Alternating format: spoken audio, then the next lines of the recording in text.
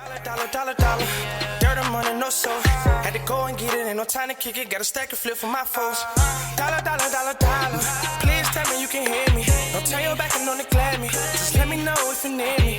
Dollar. Let me watch out for my partners. Keep my money long, get my team strong. Let me run away from my problems. Yo, what's good, original crew, man? We're back. Hey, man, we're back on the channel.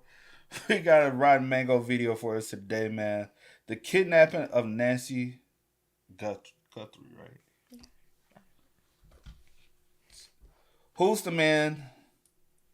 Who's the man in camera? Or do they mean who's the man on camera? Just read it how it is. Why is internet pointing fingers at son-in-law? Yo, shout out to my well, I can't shout him out. It's one. What can I shout him out? The one I be watching. Oh, well, I don't know. Never mind. But I don't know too much details. I just catch a guy on YouTube. He talks about it from time to time. How long this been going on? Over a month, right? Mm-hmm. If you would say so. Mm-hmm. Yeah, way over, right? I don't know. I know about it. We in what's this? We in March now, so yeah. I thought it was the beginning of February, not the end of January, right? I feel like it's been going on all year. Let me see when she. Well, we gonna probably find out. Oh, that's right. Well, come on then. What you get mad at me for? You asked me questions. We about to find out. You was saying earlier. You said I'm kind of familiar. But... Yeah, not with dates, just with a little information here and there that comes to my phone. And you say you know all the deets. We won't be doing them video if you know all the deets. Hey, make sure y'all check out the links in the description box down below. Before she try to jump on me, y'all know where to go. If you want first support, all you gotta do is check out down below. Also, if you enjoyed today's video, lock it in with a thumbs up. Here we go. One for the cuckoo nest. Also, if you enjoyed, why I say you enjoyed today? Also, we want to give a shout out to the comment of the day. Shout out to you. We highly appreciate it, man. You ready, C? Mm-hmm. All right, let's get it. Bada bing, bada boo. To anyone that may be involved, do the right thing. This is an 84-year-old grandma. You still have the time to do the right thing before this becomes a much worse scenario for you. February 9th, 2026, a shelter-in-place alert goes out to all of the local residents. Not only should you shelter in place, aka get inside and don't go outside, but also you need to urgently turn off the air conditioning in the building for the time being. This is Tucson, Arizona. February 9th, 2026, it's a little hot, a high of 84 that day. It's actually unusually hot for this early on in February, but that is besides the point. The point is, stay inside. Turn off your AC unit. If you really must peek outside your window and you're really unlucky, you've got sweat dripping down your nose and you see this outside, a dark swirling cloud just floating around and it's moving fast, going left, going right. It doesn't really have a strong sense of direction. It looks unpredictable. If you decide to peek open the window to hear what's going on, it's like this humming noise, just like a strong, powerful, overwhelming buzz. It's a bee swarm. There isn't exactly a number count of how many bees there were. It's not like the bees are lining up to a census. However, a typical swarm is documented to have tens of thousands of bees. And these ones in Arizona, they're called killer bees. They tend to be a bit temperamental. They will attack in greater numbers with less provocation. They could just decide that they don't like you, and they will chase you a quarter of a mile if they see you as a threat, even if you're begging them to stop. Also, you have to turn off the AC because bees, when they're looking for a new hive, they love anything that has a little bit of moisture and has vibration, which is an AC unit. So then they'll try to make a hive in your AC unit, and God forbid, those bees get sucked into your house. Now they're pissed off. They just went on a tumultuous, turbulent ride, and they have no escape. Not great things are going to happen in that situation. It's not going to end well for you, the bees, or the AC maintenance guy. Thankfully, the bee swarm in Tucson, Arizona is contained. The shelter in place is removed. That's not the only swarm Tucson is dealing with. On the other side of Tucson, there is a completely different swarm taking place. They call it Tent City. It's like an RV show, but with tents. It almost feels weird because it's like an entire street in a residential neighborhood has been sectioned off. They've got tents lined up. It's like they're trying to sell tents. That's the feeling. It's just tent after tent after tent, all lined up. If someone was in the market for tents, it almost seems like the perfect place to walk down the street and see which tent is holding up in the Arizona sun the best. But Tent City is not a real tent-selling street. It's just a gathering of tents.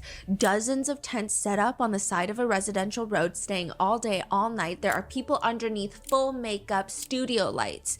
Typically next to each tent is an SUV, blacked out windows, 1 or 2 people hiding inside away from the heat, someone on a phone call. It seems like all the tents are here for a specific house on the street, and they're all facing it. They're parked as close as they can get to this house, setting up their tents, filming, recording the house. The house itself, from drone footage, looks more like a compound, but that could just be the type of homes in this area. It's Arizona, it's in the mountains, it looks isolated. The house is surrounded by cactuses that are 2 stories tall, and it's all 1 floor. It's a ranch style home. It looks like a government building. It's just red brick buildings with an arched doorway to the front porch, glass windows all around. Architecturally, I mean, I know nothing, but it does look beautiful. But the tents are not here to appreciate craftsmanship. They're all waiting for something weird to happen. And they don't have to wait that long. A woman arrives in front of the red brick house, and she's just sobbing, breaking down. Another woman claimed that she had a vision of what happened, and it led her to the red brick house. There are 4 to 5 foreign men, and you have to look for a basement. 4 to 5 foreign men? Yeah. Just a vision, just a feeling that she got. And then a woman comes wearing a super short black crop top that just covers her chest, short mini shorts with big black boots. I mean, the outfit is very reminiscent of what Kanye's wife, Bianca Censori, would wear. She's seen taking photos, posing in front of the tents outside of this big red brick house. Some people are shouting at her from the tents, embarrassing! And she's flicking them off. She continued, she's like posing. She's having a desert photo shoot. In front of the tents, in front of the house.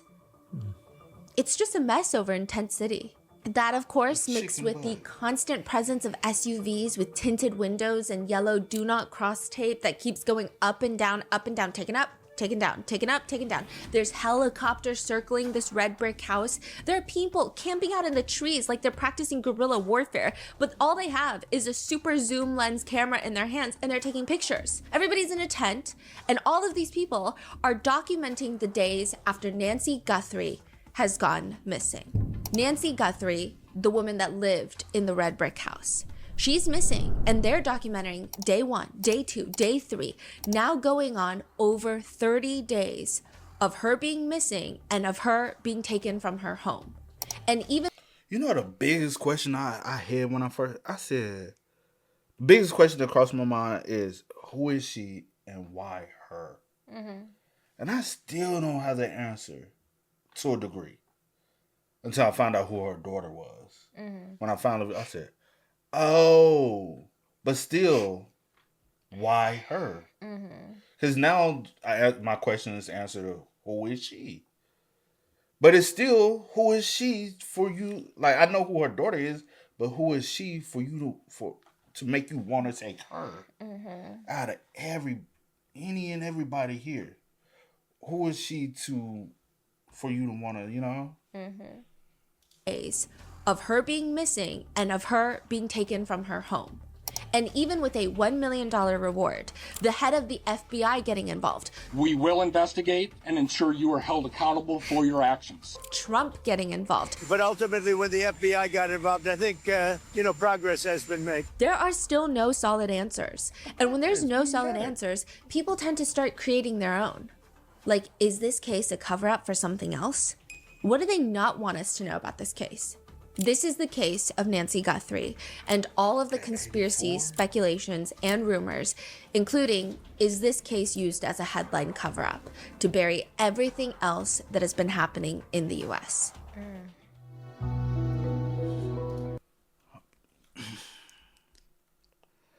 It's such a bizarre case.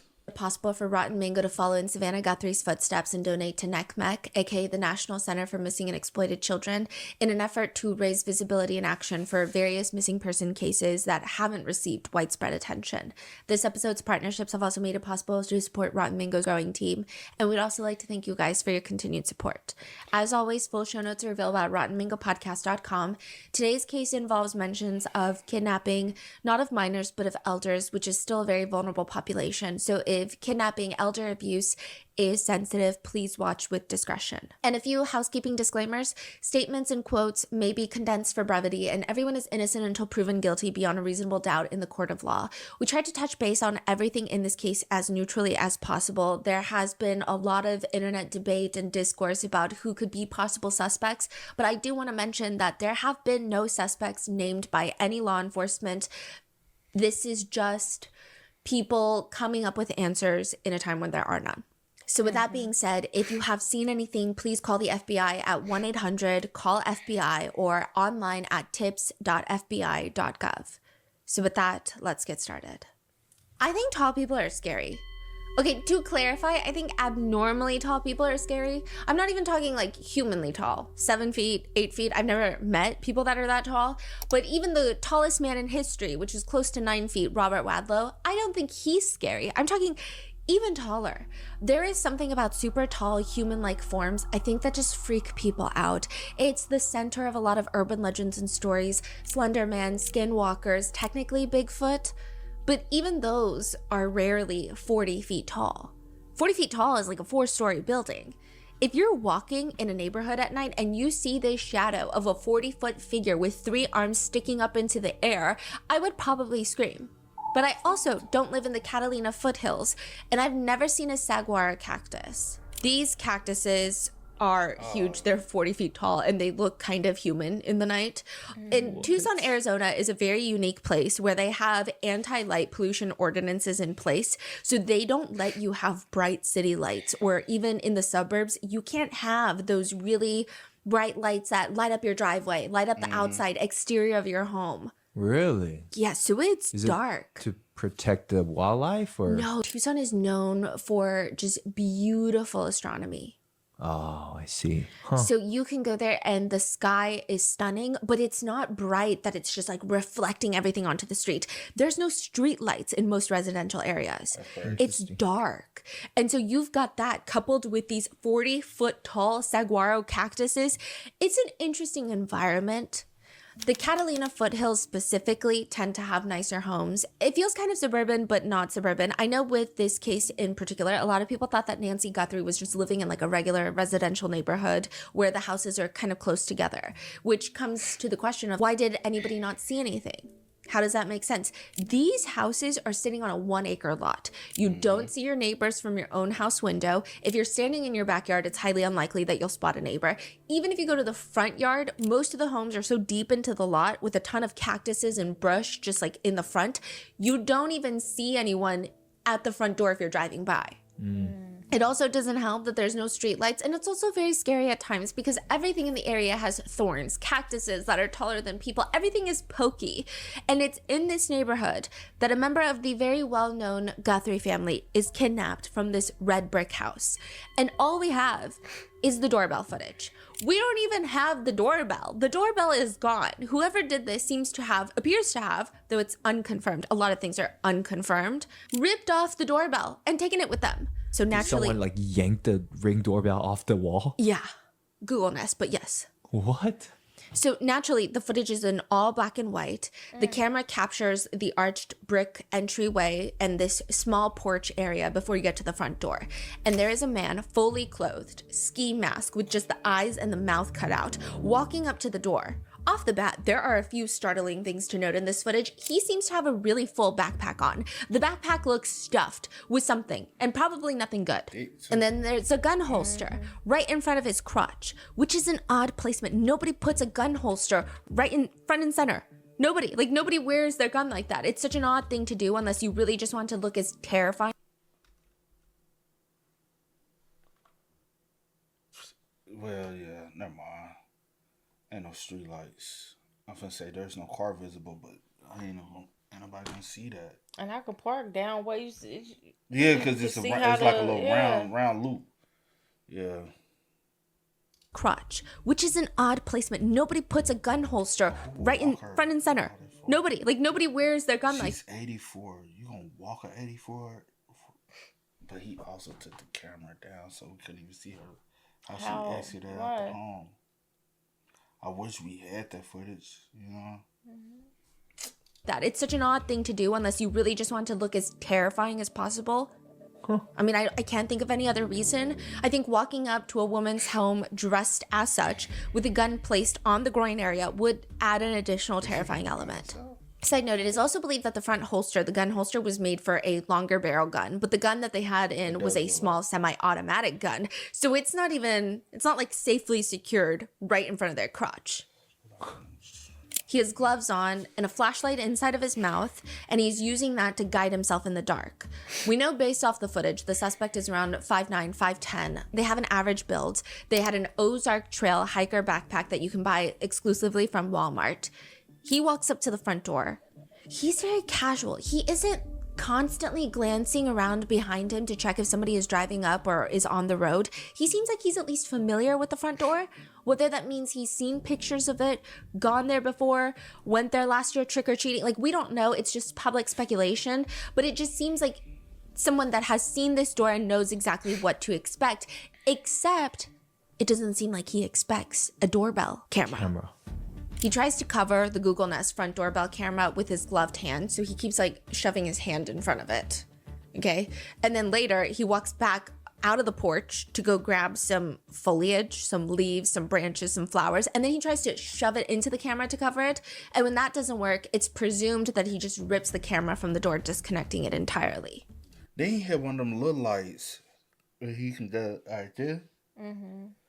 That little light ain't gonna illuminate nothing.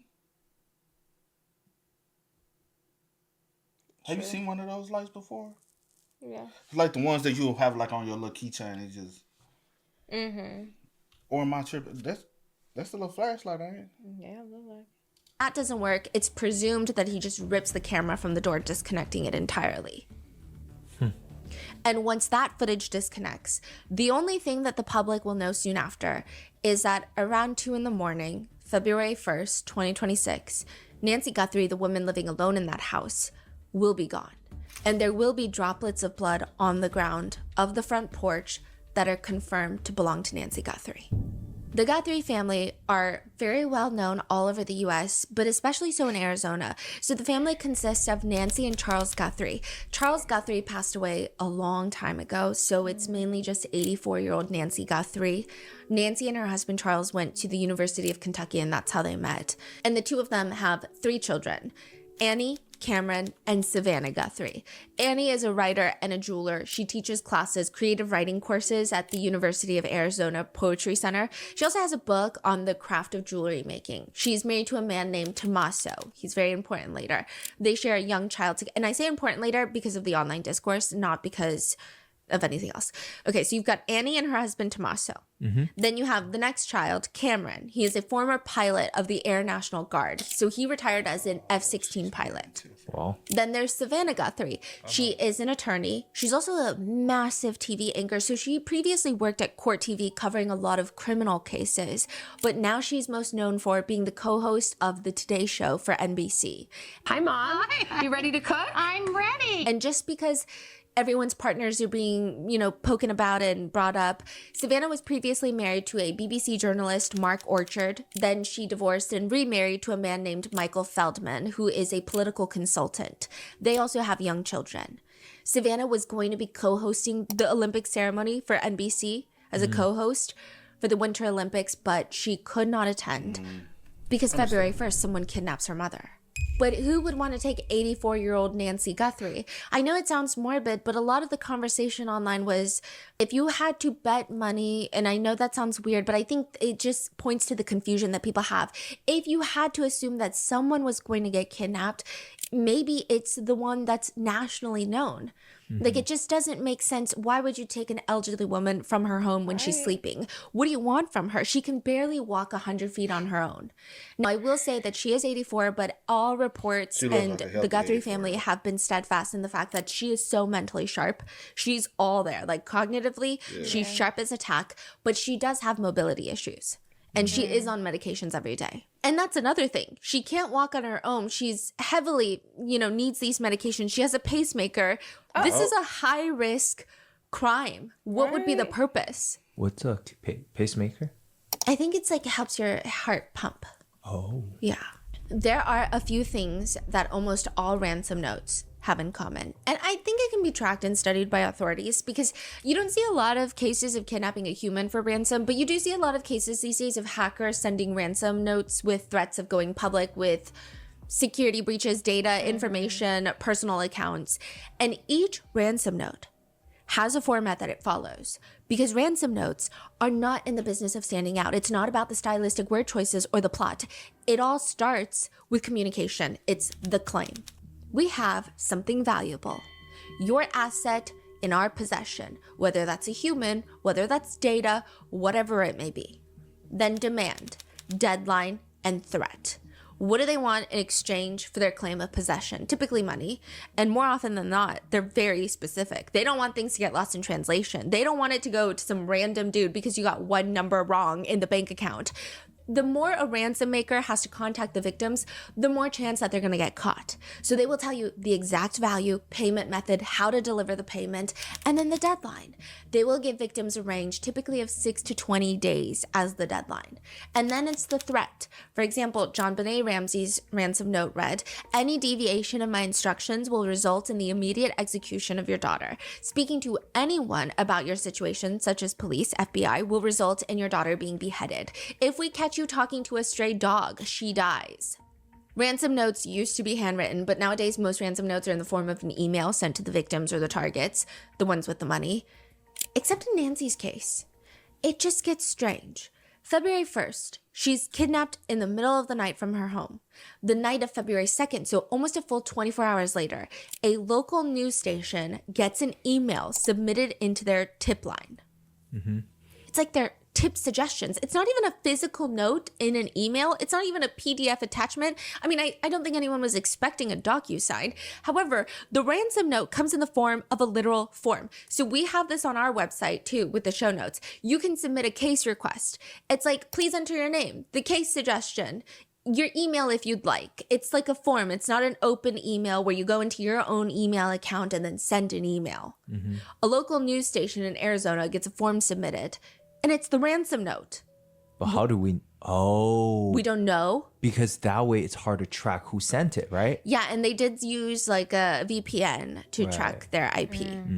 The details of the note have not been made public, but it has been reported and confirmed by authorities that it is a ransom note.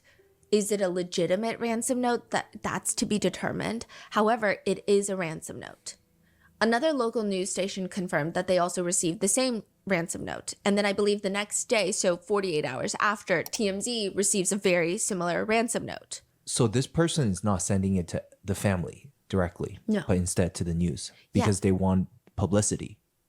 But don't you think that's weird? That is weird. Why are you asking for publicity rather than money? Okay, so that's why a lot of people think it's weird too, especially former law enforcement.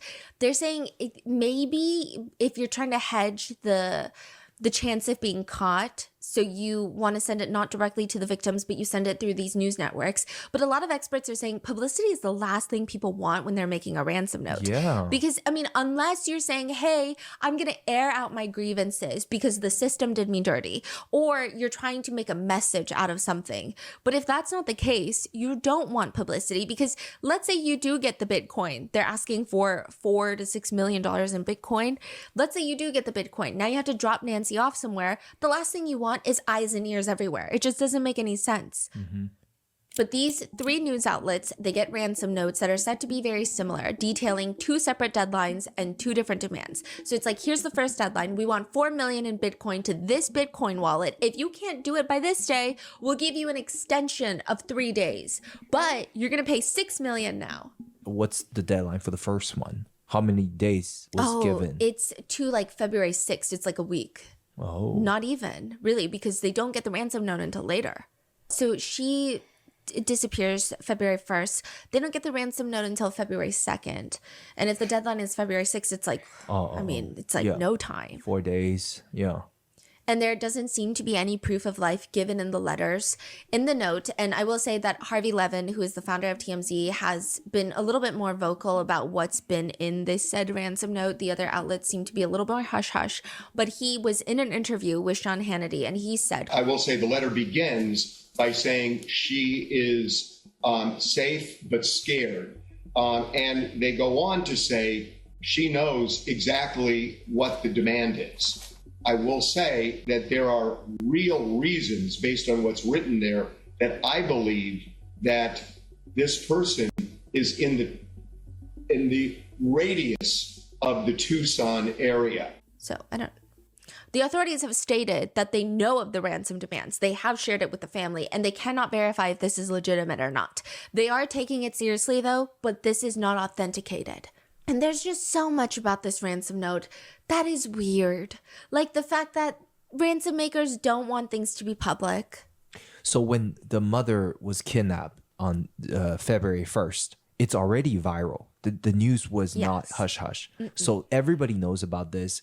So there could be a copycat or someone just trying to make some money, right? Yes. Okay. Yeah, and they did not provide proof of life. It is just very odd that they would want media attention. It just doesn't make sense. It's not like they're the Zodiac killer who's taunting the police and the city. It just feels weird. It almost feels hasty, not well thought out. There are netizen theories online that perhaps this was supposed to be a regular home invasion, but maybe Nancy, fearing for her life, could have mentioned that her daughter is Savannah Guthrie and like she has money and she'll pay, just leave her alive. So it was a robbery, but then they realized that they could probably get a ransom, so they take Nancy, and that's why the ransom note feels hasty. So we're thinking it was a robbery going? But if it was a robbery, if was anything taken?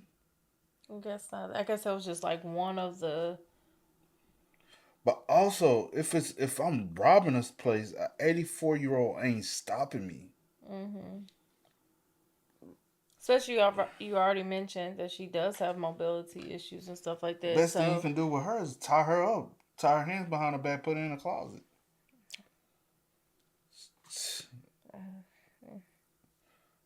That's what you could do. She's no threat. Not at 84.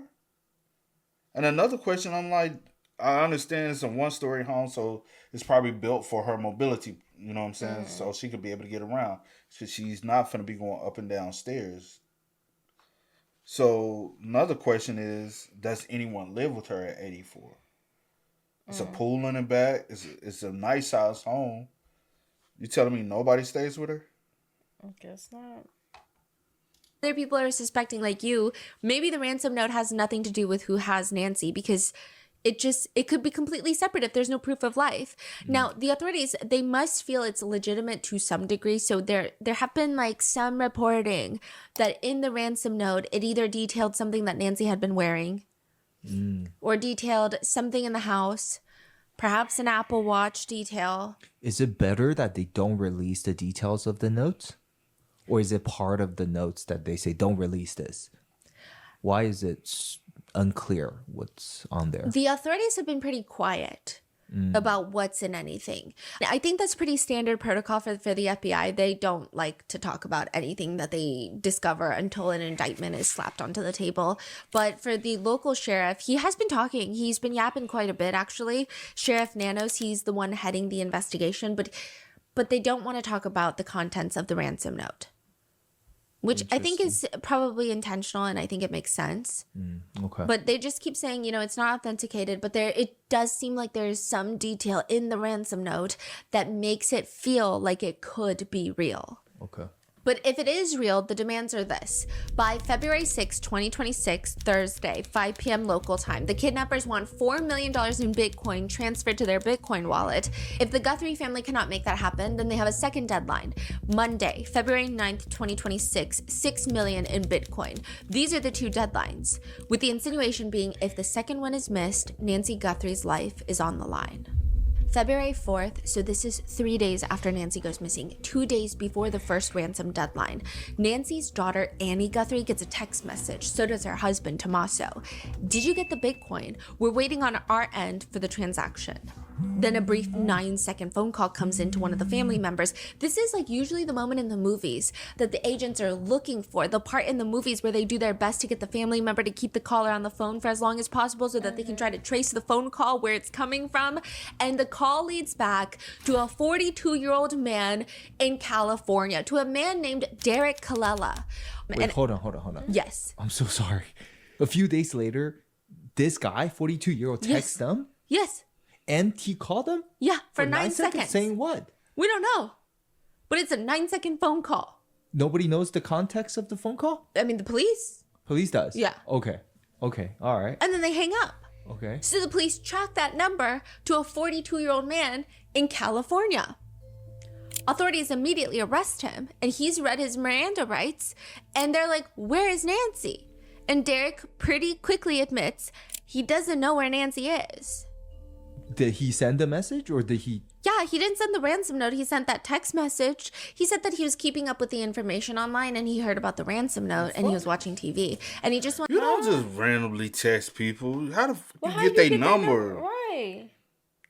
And then I was just keeping up. No, fuck that. You don't do that. That's weird, bro. That's strange. You know how many of us come across news and reports and stuff and keep up with the case? How we normally keep up with the case? News. The fuck you contacting people for? And who knows? He could have been sent one of the ransom notes. True. Trying to get him some Bitcoin. The fuck? People weird. I wanted to see if the family would respond. That's bonkers. So how did he even find their numbers? Like on one of those... Google? Yeah. That is...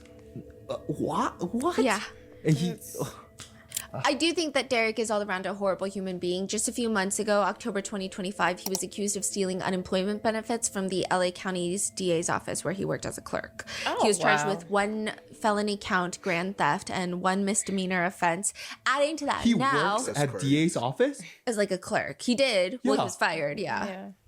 What is going on? Yeah. He works for DA's office and he commit these crimes. He knows what's gonna happen. Yeah. Right. Okay, this is getting weirder. He has been, arrested and charged with transmitting a demand for ransom in interstate commerce and using telecommunication devices with intent to abuse, threaten, or harass. The FBI has come out to state, because the FBI doesn't state a lot of things, but they did come out to state.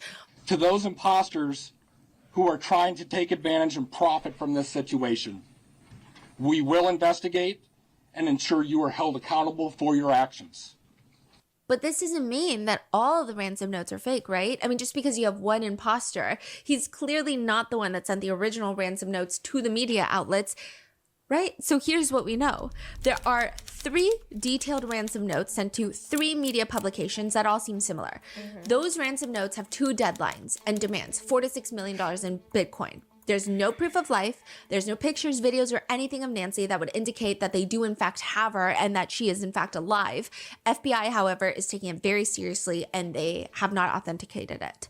Then Derek gets arrested because he saw the news about the ransom notes and the Guthrie family ransom. He finds Annie and her husband's numbers and starts texting them, hoping to get some Bitcoin in his wallet. He is not the author of the original ransom note.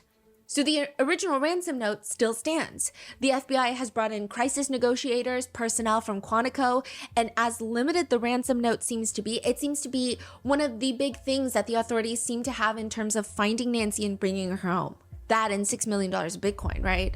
The Guthrie siblings, Savannah, Annie, and Cameron, have come out with a video, which we're going to go over in a second. We're going to go through all their videos, but they have been pleading for the safe return of their mother.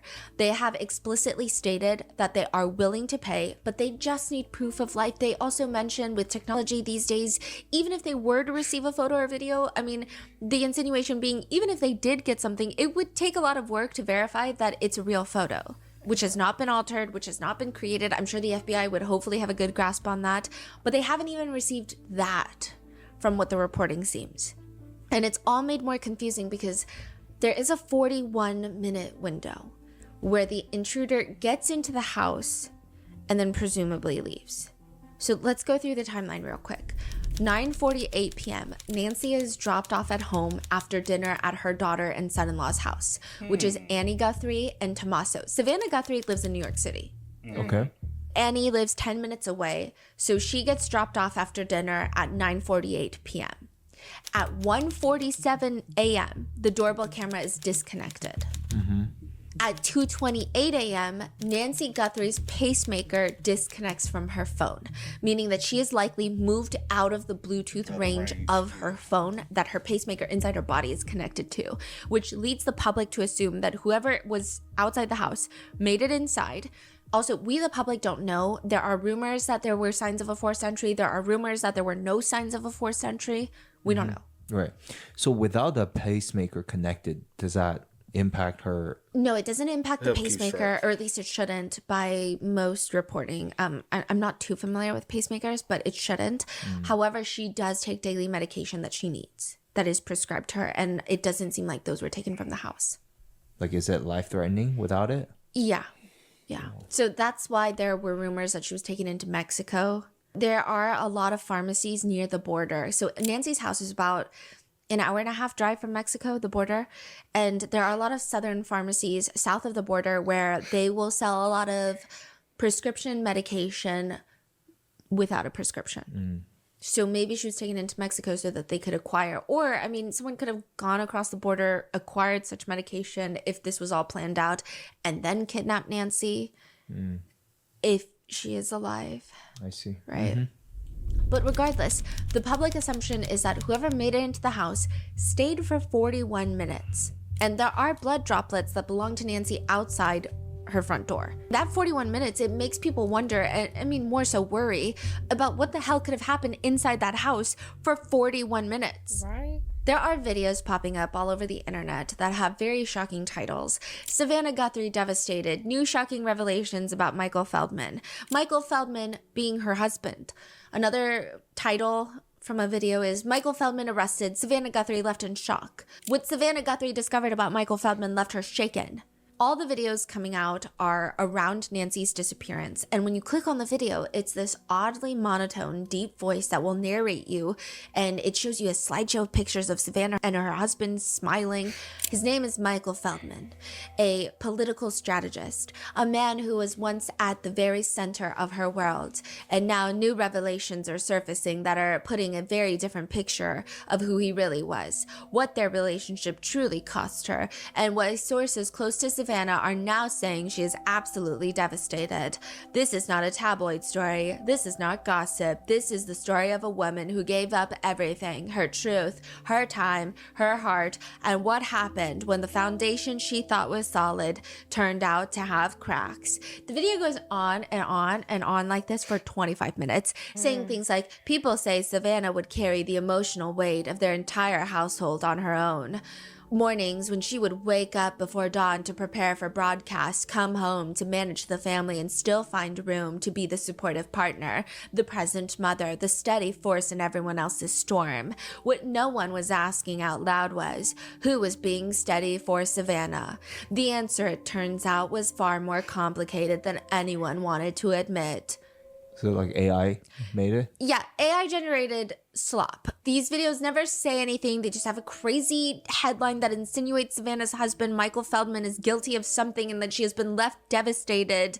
Whoever is mass making and uploading these insensitive AI generated slop during Nancy's disappearance seems to want everyone to believe that Savannah's husband, Michael Feldman, is suspicious. But the internet might be doing something slightly worse. That is not the member in the family that the internet has started to pick apart.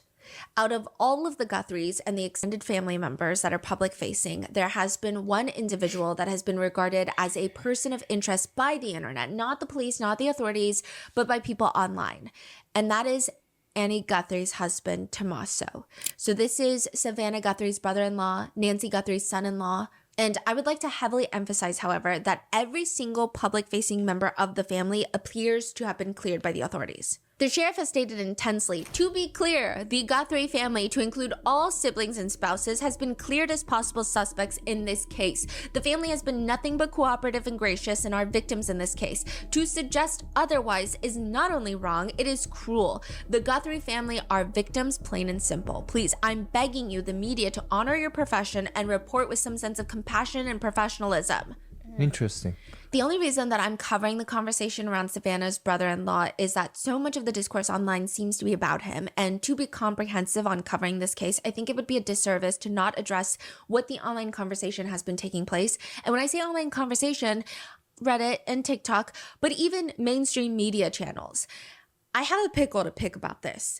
Legacy media has taken to try and rewrite the way all of this is unfolded, which is annoying to say the least. I think there are a lot of independent journalists and even content creators, and I'm not even saying myself, but other people out there that have been trying their best to maintain a level of professionalism while being transparent about their standing on political issues, being more vocal about standing on political and all of these time pertinent issues that are impacting everyone's lives, not only in this country, but countries all around the world, that are doing it in a way that is consumable.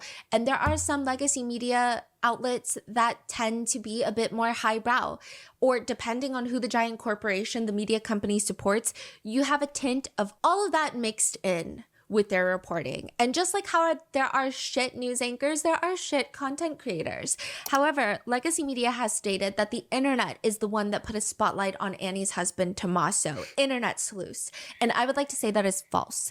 From what we can tell in our research, there are two very experienced hosts, news anchors, Ashley Banfield and Megyn Kelly. Regardless of what you think of them, I would say that they both lean more towards legacy media, traditional media. They both come from traditional media, even though they both have their own uber successful podcasts now. They are more synonymous with major news networks than a YouTuber would be. They are the ones that, from what I can see, were the first ones to put Tommaso's name out there as being someone who might be considered a person of interest. I believe Ashley Banfield stated that she is a high-level source that informed her that they are looking into Tommaso. Her words were actually a little bit stronger, saying that he is considered a suspect. Nancy Guthrie's son-in-law, that would be Annie's husband, Tommaso Cioni, age 50, from Tucson, Arizona, married to Annie P. Guthrie, Savannah's sister. And my law enforcement source tells me that Tommaso Cioni is the prime suspect in this case. Wait, she said that she had a source. Yeah, a high-level source. Now, Megyn Kelly has argued repeatedly that all the individuals closest to Nancy are going to be persons of interest because that is what happens in a case like this. That doesn't mean that this guy did it, and it doesn't mean he's their only possible suspect. But her person said may be the prime, and mine basically said feel free to stay on him. Both of them have their in-depth arguments on why they believe Tommaso should be looked at by law enforcement. Both of them have much more experience in the industry than probably our whole RM team combined, likely. This is not me like giving a full dissection on what they said. I'm just telling you what happened. I don't have high-level sources in this case. And other than trying to trace back where Tommaso's name starts becoming a huge topic, I did not extensively follow their coverage on this case. Though I will note, I did follow Brian Enton. He is another News Nation reporter. He's doing ground coverage. His coverage has been extensive. It's been really thorough, really informative, while maintaining the sensitivities of this case. So I would go give him a listen. But there is that. And all I'm trying to say is, it's just annoying that legacy media is saying that these are TikTokers, these are internet sleuths, these are commentators on the internet that are now pointing the finger at a beloved family member who is also a victim, when that's not really how it started. They brought up his name, and then the police came out to say they have been clear. Stop talking. Yeah, so I will say that there probably was internet whispers on Reddit and other forums and threads where people were like, oh, well, maybe we should look into the family members and A, B, C, and D. But I think that anytime someone says something like that, it does tend to get shut down by people who are like, hey, I don't think we should comment things like this until let the investigators do their job. But then Ashley Banfield came out to state, and this is just an opinion of mine, that she has a high-level source that told her that he is being investigated as perhaps a person of interest. I think because she has such a good reputation, rightfully so probably, that people were like, oh, this must mean something. Like a high-level source, it must be true. Like this must be what's happening. And so people just went free-for-all on Tommaso is how I could trace it back. I could be wrong. And this giant conversation has erupted. Whether it's because of Ashley Banfield or not, I cannot tell you, but it has now been a huge topic. The conversation is still developing even after the sheriff cleared the family members. Because netizens are wondering, how can people be cleared when it appears that the sheriff's office doesn't even know what happened the night that Nancy disappeared? I'm pretty sure family members can be cleared by airtight alibis. There have been reports that police are using polygraphs to clear people, which people have opinions about, but that has yet to be confirmed. But some netizens who are married to the idea that someone in the family had involvement, they think it's odd that the sheriff can clear a family. They also think it's odd that the FBI did not clear the family. Everyone's creating arguments online, and I'm just trying to give you a neutral overview of the conversation. A lot of netizens bring up past reporting and past pressers that the sheriff has done. So, for example, there is a comment that the sheriff made in a previous press conference where he says, you know, it goes back to what we talked about. Nobody's eliminated, but we just really don't have enough to say, this is our suspect, this is our guy, we know, or our gal. We just don't know that.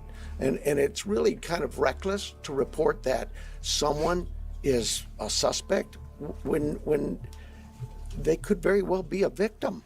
So a lot of people took that last part of either a suspect is a suspect or they're nobody, but why would a suspect also be a victim? Unless maybe you're a family member. So people have been ripping that apart, but he did plead with the media, quote, I bring to you, to the media, I plead with you to be careful of what it is we put out there, because we don't have anybody here listed as a suspect, and you could actually be doing some damage to the case, but you could do some damage to that individual too.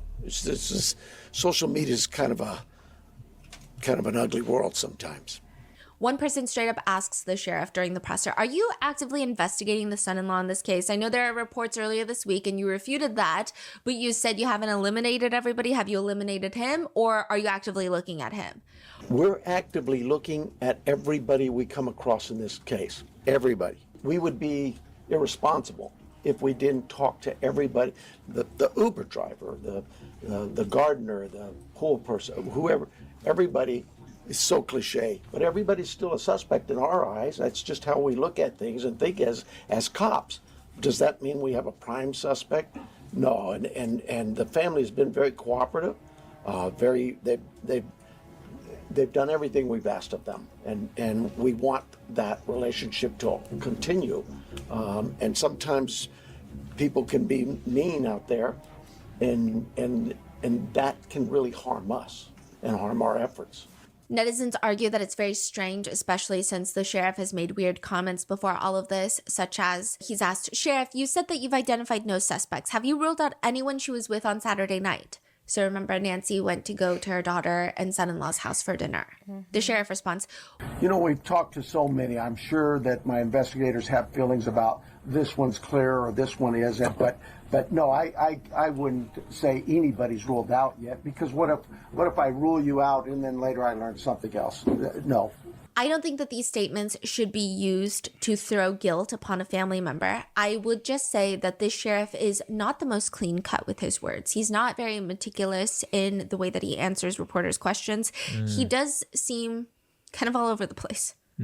I see. There was like one day where he did a huge media tour where he was on like 5 different news stations, and he's like saying slightly different things on each one. And it's not like he doesn't know the case. It just seems like he's choosing different words that could be interpreted differently, and it just made everybody more confused. So instead of doing one press conference, he just made it confusing. But with that statement, he could be talking about other people that Nancy was with Saturday that we just don't know about. Nancy's last hours being seen alive. January 31st, Saturday, 5:32 p.m., Nancy gets an Uber to her daughter Annie's house for dinner. She takes an Uber there. She can't drive. And once she gets there, she hangs out, plays games, and hangs out, eats dinner. And then around 9:48 p.m., Tom, Nancy's son-in-law, Tommaso, drops her off at home. And I think she has some sort of smart garage, because there's indications that the garage door closes at 9:50 p.m. So I'm sure if there's a log, it's like a smart door. Then 4 hours later, the doorbell disconnects. And then at 2:12, software detects someone on camera. And then 2:28 a.m., her pacemaker disconnects from her phone. So again, 41 minutes. Let's take a look at this.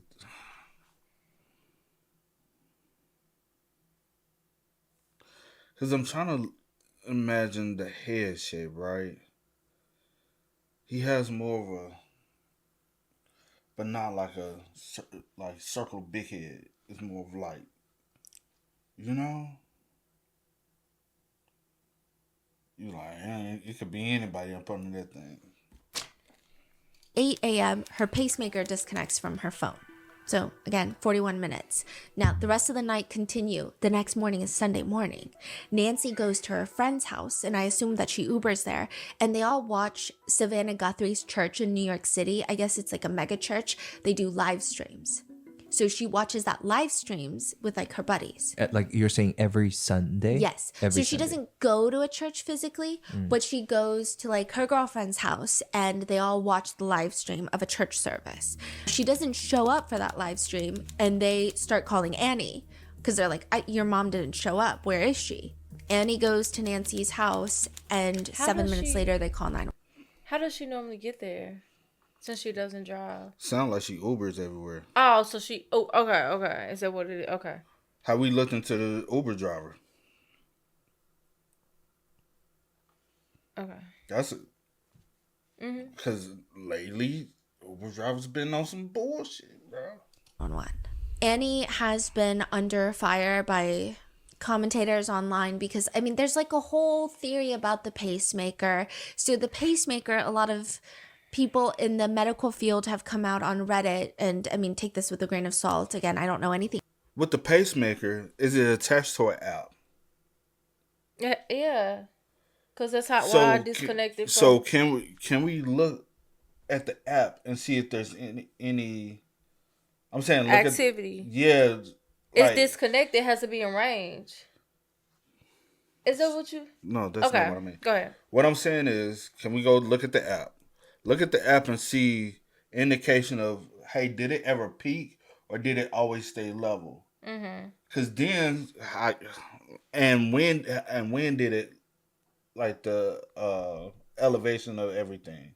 Got you. Did it spike immediately when the home was broken into, or how long did it take for it? I got you. Which would kind of give us an indication of was she startled, was she, you know what I'm saying? Could have been somebody she recognized and... in the medical field have come out on Reddit, and I mean, take this with a grain of salt. Again, I don't know anything about pacemakers, but they're saying that when you have an elderly person connected to a pacemaker, the closest living family member also is connected to their pacemaker. So if the pacemaker disconnects or something happens, the closest living relative will get an alert of that. Like, what good would it do if Savannah Guthrie gets an alert of that in New York City? She's going to fly to Arizona. Like, by that point, a lot can happen. So would it not make sense that it would be Annie that gets an alert on her phone? And maybe she didn't see it at 2 a.m, but how come she didn't react before the church lady said something? That's been like social media conversation. We don't even know if Annie is connected to her pacemaker. Like that, she could not be connected to her pacemaker for whatever reason. So it's just like every little thing, because we're going on over a month now. I think people have so little information. This case has been shoved in all the headlines. I guess to most graciously describe it is it's a case that is nonstop on the news for a month. And so people will read the news, get invested, get emotionally invested, and then there's so little information, I think people start just making up their ideas of what happened. So I'm just going to run through all the things that people think are suspicious about Annie and Tommaso. And this is just me being comprehensive about the internet coverage. It is not me saying that I think that they're involved or that they should be looked at as persons of interest. I think the investigators will hopefully know what they're doing better than I am.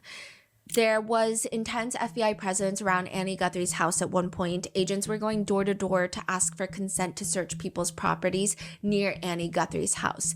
They were allegedly looking in sheds, going under fences. One neighbor reports to the media that they were searching for something that could have been dropped, or at least that's what the FBI agents told her. Could have been dropped? Yeah. So a lot of people are saying, oh, why would they look into Annie Guthrie's house unless there's something weird there?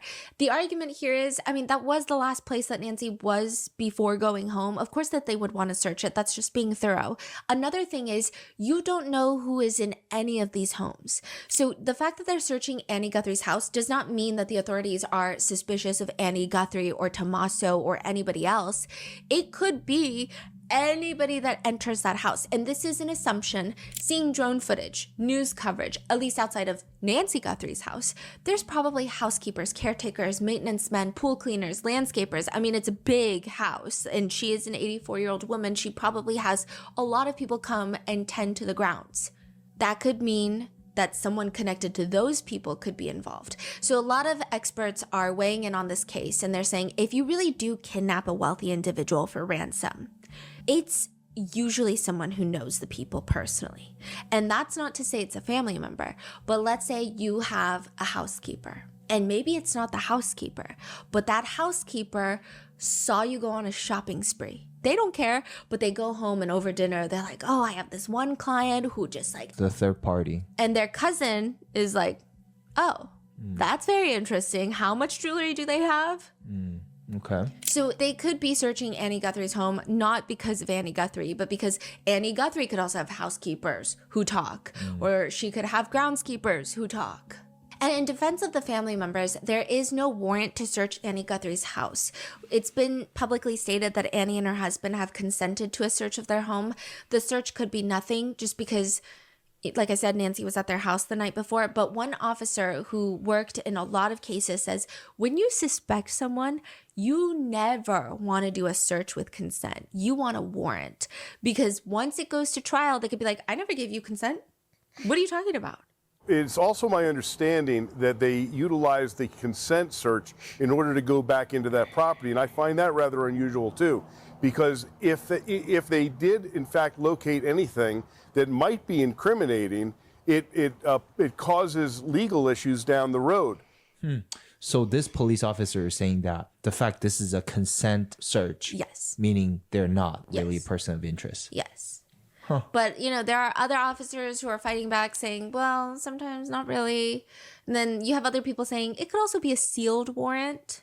And they did consent. You know, like we don't really have proof that there's no warrant.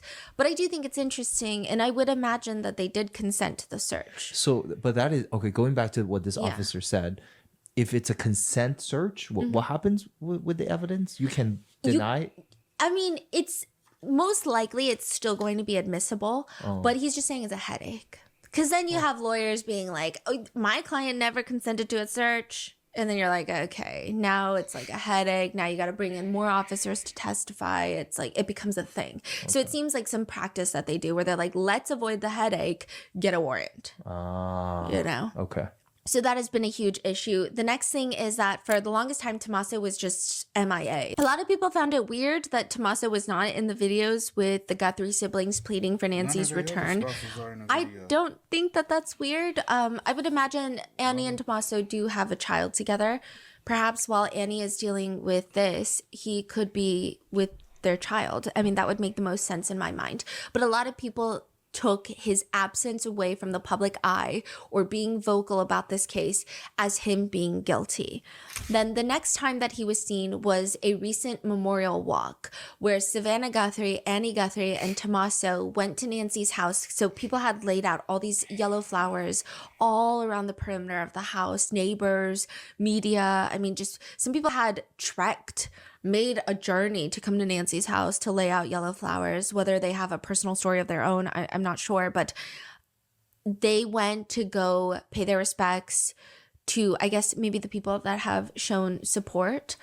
And people have been overanalyzing Tommaso's walk, his gait. So the Ring doorbell footage, the Google Nest footage, there's a part where the person leans down to pick up the foliage to try and cover the doorbell. People are like, look at Tommaso when he leans down to like put the flowers down.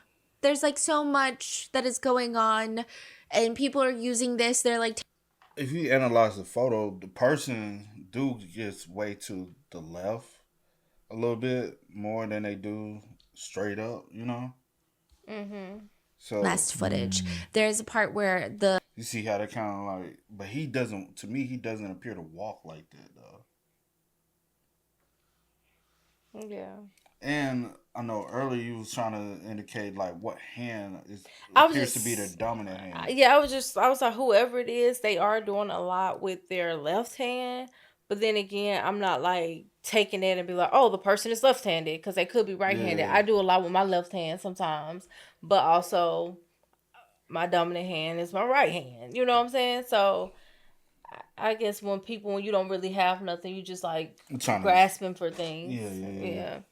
A person leans down to pick up the foliage to try and cover the doorbell. People are like, look at Tommaso when he leans down to like put the flowers down. there's like so much that is going on, and people are using this. They're like taking screenshots, comparing the screenshots.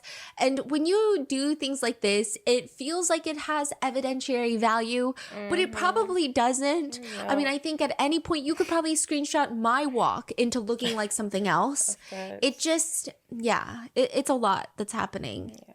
And I'm not saying I know Tommaso and that he's for sure innocent. I'm just saying it's a little dangerous to do that with someone who is a relative of the family member with as little information that we have. Second, there is another thing that has been overanalyzed is the fact that the sheriff originally came out to say, okay, so after going to dinner, Nancy was dropped off by Tommaso. Then he later changes it to say by a family member. So people are like, why is he taking the heat off of Tommaso unless he wants Tommaso to talk to him more or to feel less pressure from the public? And I just think maybe he's just saying that because people have been bullying Tommaso. Then federal agents with shirts that read ICAC on their shirts are seen going into Annie and Tomas's house. ICAC? Yes. What is so that is Internet Crimes Against Children, which sounds shocking. However, a few things to note. The division ICAC, they're actually a unit within the feds that deal heavily with kidnappings, and they're really adept at retrieving data from devices. It doesn't have to be that they particularly think that someone is committing crimes against children in this house. It's literally, they're just helping with a kidnapping. Furthermore, when they walk into Annie and Tommaso's house, they're seen walking in with a tripod and a ring light. So then the natural insinuation is that they're helping the family film the Instagram videos where they are begging whoever took Nancy to bring her back.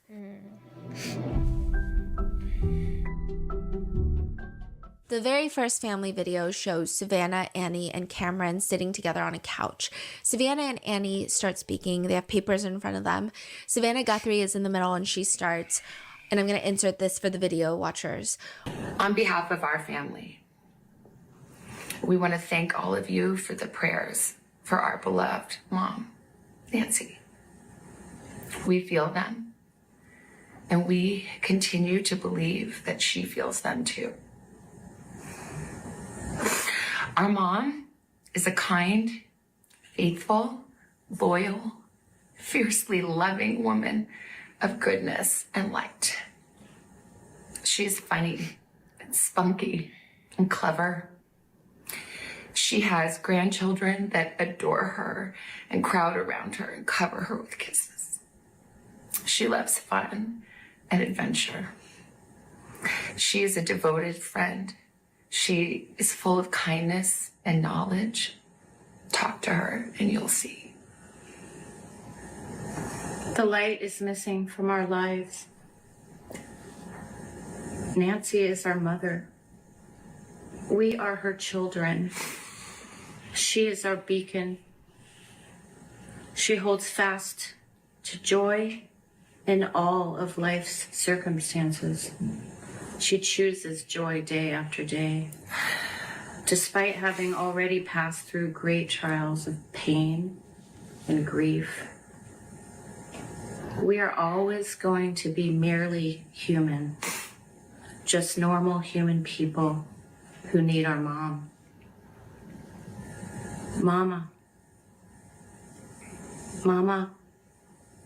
if you're listening, we need you to come home. We miss you. Everyone is looking for you, Mommy, everywhere. We will not rest. Your children will not rest until we are together again. We speak to you every moment, and we pray without ceasing, and we rejoice in advance for the day that we hold you in our arms again. We love you, Mom. Love you, Mom. We love you, Mom. Stay strong. We love you, Mom. We love you. After this video comes out, the internet does what it does, and they start making commentary on the video itself. Not the situation, but the video, stating that Savannah seems emotional. She's audibly crying. How about Annie and Cameron? They seem less emotional. Cameron barely speaks, and when Annie does, her tone and voice seem devoid of any emotion. These are just some of the things on the internet. They start feeling suspicious about this. I will say that it's pertinent to note that This is most likely how they were told to film the video. As neutral, as unemotional as possible, while still sounding sincere. If someone is out there with Nancy, everything in this video could be used against them. Like, not in the court of law, but could be used to harm them. A lot of hostage takers, kidnappers, they get off on the power dynamics, and getting off can mean a lot of things. If they see the family is hysterical and absolutely desperate, it can signal to the abductor that they have enormous control. So maybe they'll escalate their demands, they'll extend the timelines, they'll push their luck, and that could result in a death. One negotiator states, when emotions run high, both families and the kidnappers are more likely to make impulsive, dangerous choices. If you can't control your own emotions, how can you expect to influence the emotions of another party? And I think everybody reacts to stress differently. So while Savannah may show more outward emotion, slightly more, it could be very well that Annie and Cameron, in order for them to not be overly emotional in the video, which is what they're instructed to do probably, maybe the only way is to completely shut off all the emotion. Okay. And just kind of stare off and read what they've been told to read in a flat effect, because otherwise they're going to sob. It could be that. Like, we really don't know. Cameron, Nancy's son, later does a video by himself where he is seen holding the camera, and he states, again, without much emotion, he states, This is Cameron Guthrie. I'm speaking for the Guthrie family. Whoever is out there holding our mother, we want to hear from you. We haven't heard anything directly. We need you to reach out, and we need a way to communicate with you so we can move forward. But first, we have to know that you have our mom. We want to talk to you, and we are waiting for contact. But it's been now over a month. Nancy Guthrie needs medication to stay alive, and there's been no ransom paid, no further contact, at least that we know of, and no sign of Nancy Guthrie anywhere. There is a segment in Savannah Guthrie's book that has been heavily discussed online. Though I think it's not really relevant, some people have brought it up just because they believe the whole thing is odd and eerie. In one of Savannah's books, titled Mostly What God Does, she writes about how her and her cousins had this really cute tradition growing up, which they called the kidnapping game, where her cousin would visit the house, stay with them during summer break. So her cousin lives in Phoenix, which is a few hours away from Tucson. So her cousin would come stay in their family house in Tucson, and when she's about to leave, she would wake everyone up the next morning really early, Savannah and Annie, and she would say, "You should come with me." They would get in her car, drive to Phoenix, and on the way to Phoenix, they would stop by a payphone, call Nancy, Savannah and Annie's mom, and let her know, but in like a cute, playful way, "Mom, cousin has kidnapped us to take her to her house." Nancy would act shocked because at this point, this is like a summer tradition, and she would protest how much she would miss her daughters, but then assure them that in a few days, she will drive up to get them. It's like a summer tradition. Some people think it's eerie. I think it just makes the whole situation more devastating. I'm sure there's moments where everyone in the family wishes that this was just a joke, that this was also just a game, and that Nancy will be home as if it's just a prank. But it is not. And Nancy Guthrie is now going on over a month of being missing. There are so many questions, such as, does the sheriff's office even know what the hell that they're doing? The sheriff's office of Pima County is the one leading the investigation into Nancy Guthrie's disappearance. They have their own A&E TV show called Desert Law, where the sheriff himself does not appear on camera, but allegedly he's extensively involved in the production of it. In the show, they look like this well-organized crime unit that moves in synchrony to stop the bad guys. Apparently it was about to happen, and we've prevented that. Tucson is about an hour from the border, so there is a lot of smuggling of all sorts. Avocado smuggling is big in that area.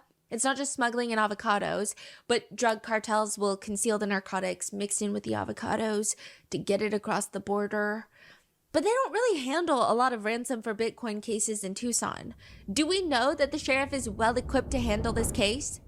From the very beginning, there were reports coming out that the sheriff and the FBI were not playing well together whilst investigating this case, which is the last thing you want. And it all stems, they've got beef. They have beef going back to 2016. This is not like one of those cop shows where it's like, oh, this is my jurisdiction. No, it's not.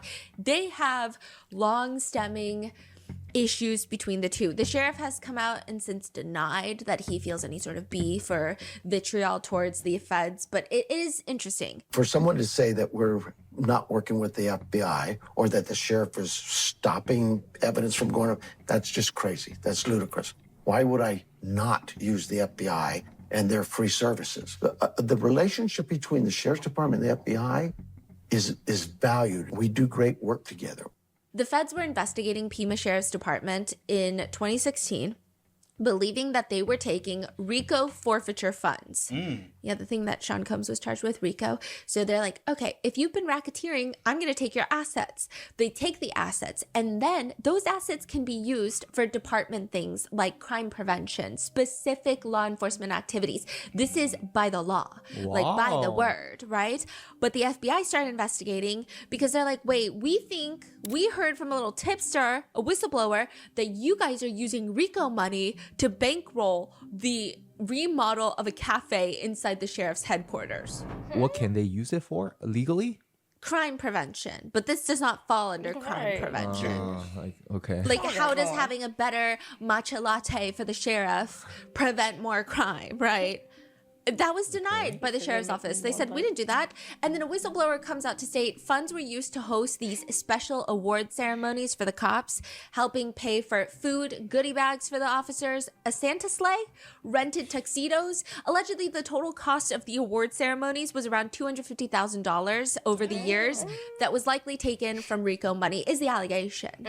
The investigation was a big deal, like a really big deal. One of the officers being investigated for transferring funds into his personal account was found dead from self-exit on Father's Day. He was widely considered to be the mastermind of this whole RICO money laundering scheme. Okay, well, I don't know if I would call it a money laundering scheme. This investigation. However, even the death, there were concerns that the death should be investigated independently by a third party because, sure, he might have reason to want to self-exit, but also someone would want him dead because maybe he could go down for everything. That's something to consider, but the sheriff was allegedly adamant that it be handled by his team internally. Sheriff Nanos, that same sheriff, is the one working this case, and some people who know Sheriff Nanos says that he holds a grudge and that he doesn't like the feds after that 2016 investigation. But those are allegations, those are speculations, those are opinions. There are more reports, though, coming out that the sheriff does not want the FBI to take over, which, I mean, it seems like they probably should, and that there's just a lot of annoying things happening in this investigation. First of all, here's the weird thing. There are a few key pieces of forensic evidence that are deemed to be highly important in this case. There's probably more that the public doesn't know about, but the ones that the public do know about is, one, obviously the blood tested on the front porch turned out to be Nancy Guthrie's. Second, they do find a pair of gloves 11 days later, near the house, off the main highway. They think it could be the gloves used by the perpetrator or perpetrators. It's like those black nitrile gloves. So, I mean, they found a lot of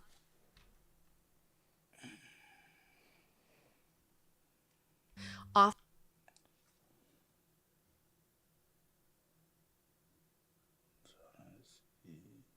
the main highway. They think it could be the gloves used by the perpetrator or perpetrators. It's like those black nitrile gloves. So, I mean, they found a lot of them. So they sent all of them out for testing, and a ton of them turned out to be some of the search workers would just, like, I guess they would put their search gloves into a baggie, and maybe that bag blew away in the wind and they just had scattered gloves everywhere. But that was a key piece of evidence. Then the third key piece of evidence is they did find DNA inside the house, Nancy Guthrie's house, that did not belong to Nancy Guthrie or any of her family members, relatives, or anyone that, I guess, works in that house frequently. But where this information is sent, where this data is sent to be tested for the forensics is really important. Interestingly, the FBI is like, we can take it to Quantico. Why would you not want it tested in Quantico? I don't know anything, but I probably would want it tested in Quantico, okay? But the sheriff is like, no, I'm going to send it to our private lab in Florida. So he sends it to the private lab in Florida. Now, a lot of people had a lot to say about this, but he does, you know, kind of defend his decision. And in a slightly convoluted way, he says, why did we give ours to our lab? Because it's what we've done for years, and our labs always have done well. In fact, we used the FBI before. They're very good at solving things and doing things, but the FBI, not unlike our Department of Public Safety in Phoenix, they have a lab. You know, they could have been used, but we look at it as this. If I use, for example, a state lab, DPS, or the federal lab, Quantico, you have to understand they have others using those labs too. So it really puts a lot of strain on them to prioritize those cases and do what they can with them, where if I have my own lab or a contract lab, it allows me easier access to those cases that I think are important to us. And I'm not talking, you know, this case, but I'm just talking cases in general. You know, and he's like, so now we find a glove. FBI says, oh, we can send it to Quantico. And I said, well, you know what? Let's just keep it all in one place. So he's like, I've already been sending it to this lab. So let's keep sending it to this lab, which I will say a lot of people are like, okay, there is a little bit of validity in that statement, as when you have multiple different labs involved and if there is a criminal trial eventually, it's a lot of people testifying. Okay, yeah. Okay, so then he's like, let's just keep it all in one place. Let's just send it to our lab. And it's not like, no, the FBI's got a bad lab, or no, you know, the sheriff's department uses DNL lab, bad lab. No, it's about keeping our evidence together in one spot. This is the sheriff speaking. And when that report comes out, it goes to both agencies. It just made sense, you know? Out there they said, oh, the sheriff blocked evidence. This conversation I had with the FBI lasted probably a minute and a half. And they said, makes sense. And it was done. There was no blocking evidence. That's just crazy. If you have two labs you're looking at and one's bad or one's better, that's fine. That's not the case here. Nobody's saying that. What they're saying is, why would we use two labs? So that glove that they found, you say they found multiple gloves. Why is that glove special? Or they had reason to believe that it was special. They got it tested and there was no CODIS database match, which CODIS is like the vast network of anyone with a criminal history. They have all of their prints. But interestingly is kidnapping, a lot of experts say, is not a first offender crime. Yeah, that makes sense. Statistically, you don't have kidnappers that wake up one day with a clean record that say, today is the day that I kidnapped someone. Usually they're going to have some sort of a rap sheet previously. So they say that it's very interesting that there's no link in the... more suspicious. And then later they came out to say, actually, maybe it wasn't a glove that was important because it actually belonged to a restaurant worker nearby. How did they know it belonged to a restaurant worker? We don't know. Like, did they go and test all the restaurant workers? They just said it was a restaurant worker. The sheriff has also been criticized for being seen at a basketball game during the investigation. And apparently, the sheriff didn't even know about Savannah Guthrie's video that she posted on Instagram with her siblings, the very first video, until his wife told him about it.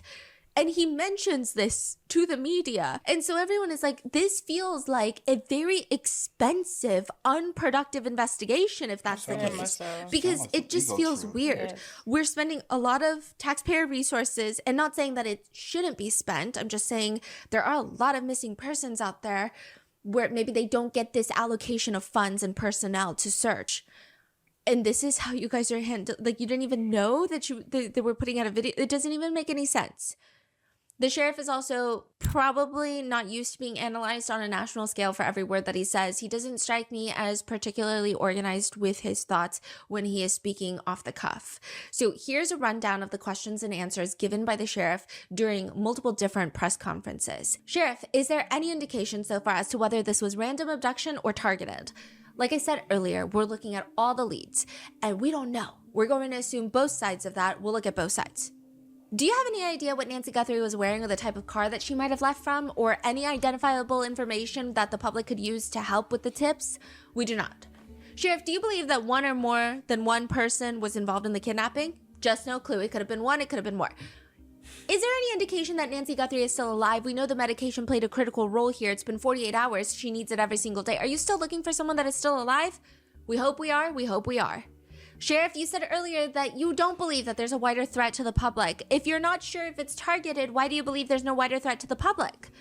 Well, we have crime in Tucson all the time, right? Like any city. And so when you say a threat to the public, is there somebody out there who's kidnapping elderly people in the middle of the night every night? We've not heard that.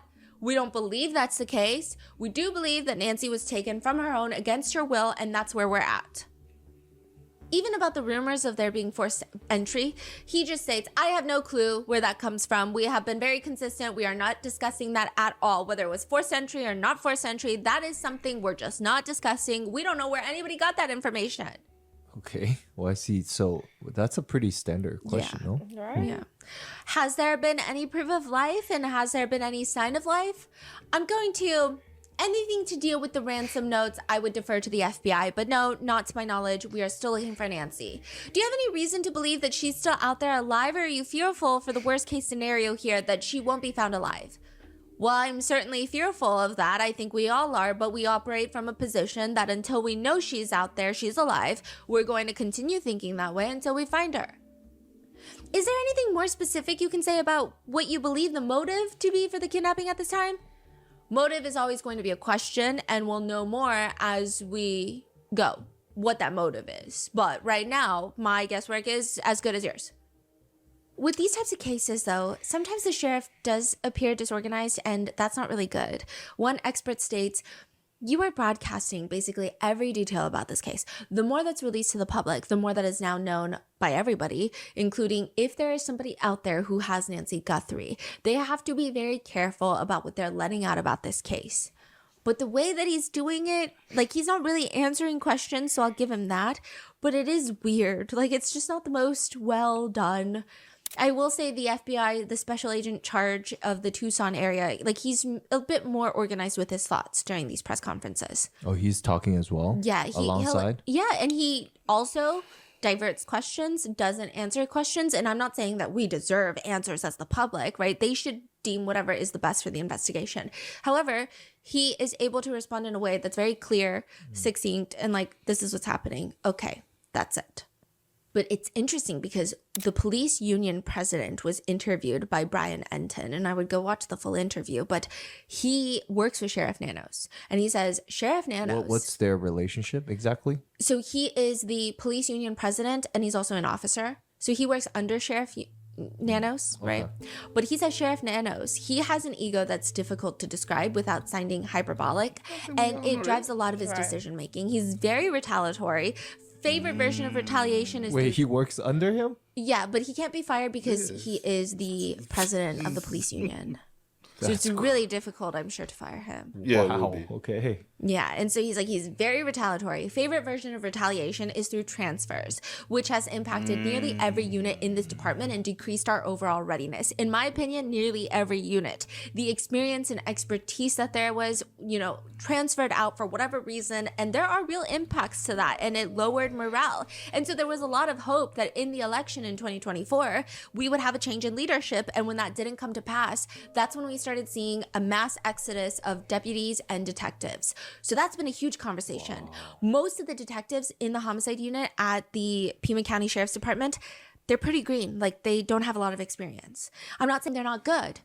But it's like, do you want the doctor to perform surgery on you that performs surgeries every day or once every few months? Yeah. There's also questions about the team not being well equipped, the turnover being high. Like, it's a lot. The sheriff states, this is a solid team. This is a team who solves crime every day. They are my experts. I would be silly to not listen to them. When they tell me we spent 20 some hours at the scene, we processed the scene, I'm taking their word that they're good. I don't need to hear from some pundit out there who's never done a crime scene. I don't need to hear from somebody who's never done a criminal investigation. I've got experts. That's who I choose to listen to. I don't need to hear from somebody who's never done a criminal investigation, and that's it. It's just all noise in the background. The critics who want to run for office, go do that stuff. I just want to find Nancy. I want my team focused every morning. When they hit that low, they know that they have someone who believes in them and their work, and they're going to do it. I have 100% faith they will solve this case. If you are the guy, if you are that monster, you should be worried. You should let her go. Just let her go. I don't need to hear from some pundit out there who's never done a crime scene. I've got experts. That's who I choose to listen to. If you're the guy, if you're that monster, you should be worried. You should let her go. Just let her go. And so there's been a lot of talk about Monday morning quarterbacking. I don't know what that means. I'm not a quarterback. Who said that? The cops? No, a lot of cops have been saying that there are a lot of news anchors, TV stations, social media content creators, netizens who are Monday morning quarterbacking, which I think is to insinuate that you are giving advice in an arena that you don't know. I guess it's like when guys give quarterbacks advice when they watch their favorite team play. I see. Yeah, so I guess we're all Monday morning quarterbacks. But 10 days after Nancy's disappearance, someone is detained. A 36-year-old delivery driver. His house is an hour from Nancy's house in Rio Rico, Arizona, which is really, really close to the border into Mexico. And while we do know his name and it has been publicly stated and used, I'm still going to call him Rio for Rio Rico, the city that he's from, just because this case is getting a lot of attention and he's saying that this has ruined his life. I felt like I was being kidnapped, bro. They didn't tell me anything at the beginning. They told me all that I was detained, but they never read me my rights until the FBI got there. We're all scared. I can't stop thinking like what's gonna happen to me. They even detained my wife and my kids. Yeah, because they said that my eyes and my eyelashes look the same. I'm innocent. And you don't even know who the lady is? Do you know who Savannah Guthrie is? No. Nothing. I don't follow the news. Right. I don't watch. You don't watch the Today Show? No. I work in Tucson. What do you do? GLS, deliver packages. Okay, do you think you might have delivered a package to Nancy Guthrie's house? I don't know. Might have been a possibility. I don't know. Rio is detained. His house is swatted. He's a delivery driver for DoorDash that lives an hour away from Nancy. He has no personal connection to Nancy. What the hell does he have to do with this case? Why would he want to harm Nancy? That's the tricky part of this case. That's a question that even with Rio or any of these people, no one knows. Right. It does appear to some degree that the motive in this case could be harm. I mean, that's one of the more reasonable motives if we are to believe that that ransom note is not real, because that deadline has since long passed. There was no proof of life. There was no effort, at least publicly known, to reach back out to the family, to further communication line to get that Bitcoin amount. If that ransom note is not real, then was the intent harm? It's been reported that Nancy left behind her phone, keys, ID, wallet. I don't know if this is true. This is just what's been reported. It has not been authenticated by the law enforcement authorities. But these are the things that you would need to slowly drain someone's finances. You would need to put in their passwords. You would need their phone. You would need their ID. You would need their bank cards so that you could slowly transfer funds. So if money was not the motive, what's the motive? If the ransom note is not real, if money's not the motive, what is the motive? Then people thought, maybe this is a robbery gone wrong. So this person came to the door and they thought, okay, this is an elderly woman who lives alone and she's probably sleeping at night, and it has been reported that she wears hearing aids. So when she takes off her hearing aids, her hearing is going to be much less than maybe like a younger person in their 30s who has dogs and lives with a whole family of people. Like, it could be different. So maybe this is the perfect house. And a lot of elderly people have a lot more valuables in terms of like heirloom jewelry. I think younger people, a lot of experts were saying, when you target a house with a lot of young families, you have a lot of electronics that are harder to sell. When you target older people, you're talking about gold. You're talking about jewelry, necklaces, diamonds. Like, you get a lot more of that. That's easier to sell in the market. So maybe she's targeted because she's an elderly woman who lives alone in this isolated part of town. So, but with that being said, it has to be somebody who was familiar with, knowing that she, because that could be any random, because honestly she lives in an area where it appears to be everyone has a nice size home. But to know that her, also indicator of how long they was in the house, is someone who's not familiar with the house. If we're wanting to look at the time period of when her pacemaker disconnected from the phone. Yeah. What is the range of the pacemaker from the phone as well? Because that kind of helps with that indicator too. Yeah. But it gives me targeted, but you're not familiar with the home. Because if it was 100% somebody that would know her, would have went in and I think that's a 5 to 10 minute in and out. You get what I mean? Yeah. Because I would know where you stay. Come on. Right. Get you, even if you fight back, I can get you up out of there at your 84-year-old age in 10 minutes. 5 minutes if you just, what word I'm looking for? If you just a what? I honestly don't know. Comply. If you just comply. 10 minutes if you fight back. We gotta tussle a little bit. And once you understand I'm gonna overpower you, you're gonna. And if she wearing hearing aids, she also were those left behind as well, or did she just so happen to have them in? And would I let you get your hearing aids? No. Yeah, no. And I'm also wondering, like, with the blood that was found on the porch and stuff, like, how long was that trail? Did it just stop at the porch? Or did it, like, go off the side, you know, the walkway? And they don't have grass. You know what I'm saying? So I'm just wondering. So it should be some droplets. Unless the dirt kind of debris, like the dirt dust cover kind up of blue, whatever. unless that happened. No footprints, things of that nature to get impressions of like shoes, But- shoe sizes, but- stuff like that. You still have to get back on the pavement to walk, so there still should have been a I blood was trail just to wondering. something. Yeah, Of just- some nature. Or did we not even try to check for that? Because know. his ego ass, you never know. They're professional. Ah, Okay? shoot. That's what he said. He has experts. That's the word he used. Experts. So I don't know how this is gonna.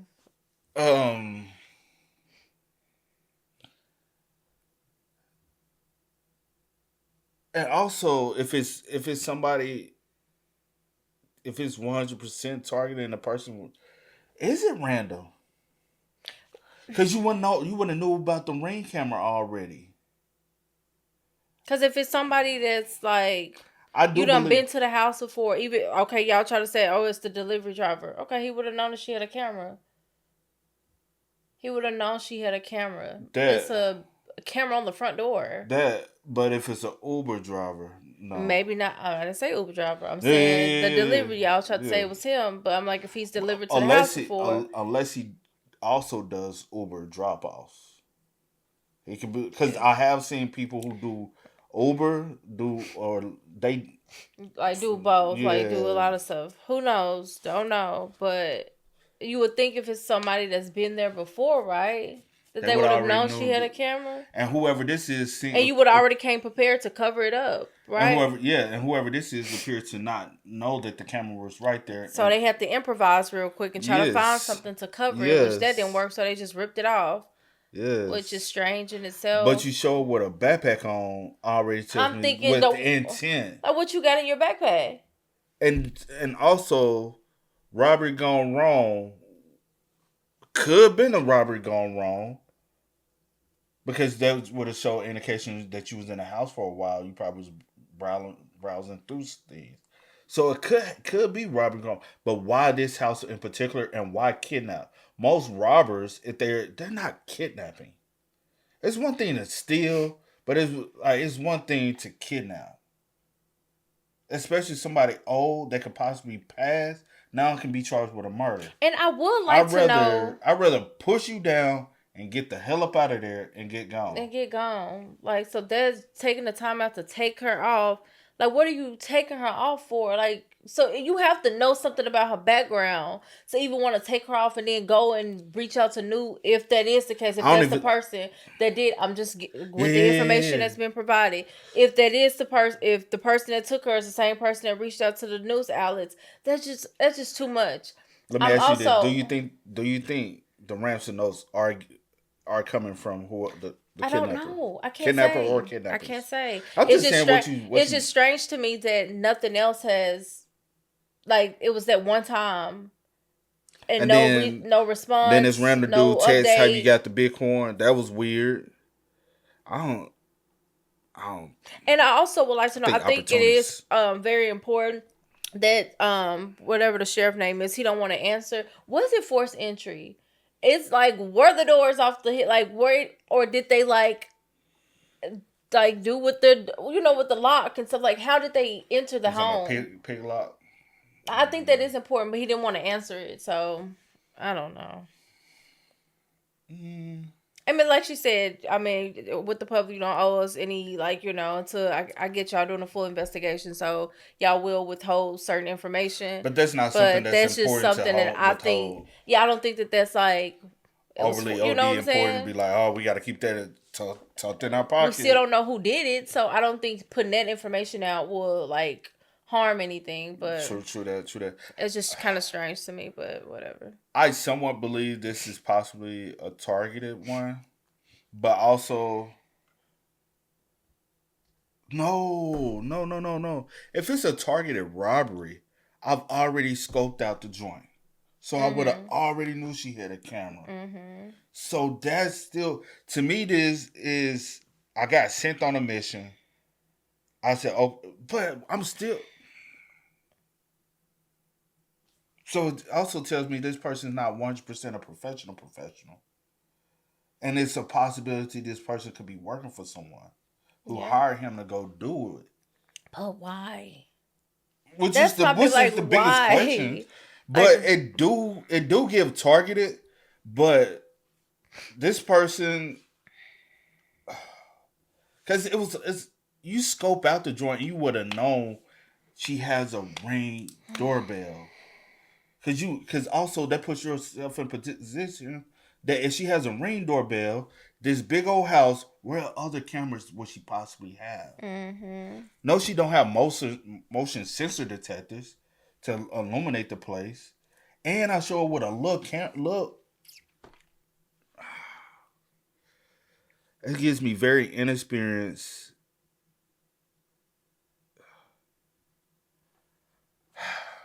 That's a difficult one, man. Then you go and you try to do a home invasion at night, but maybe she wakes up. But the question is, why not just run out then?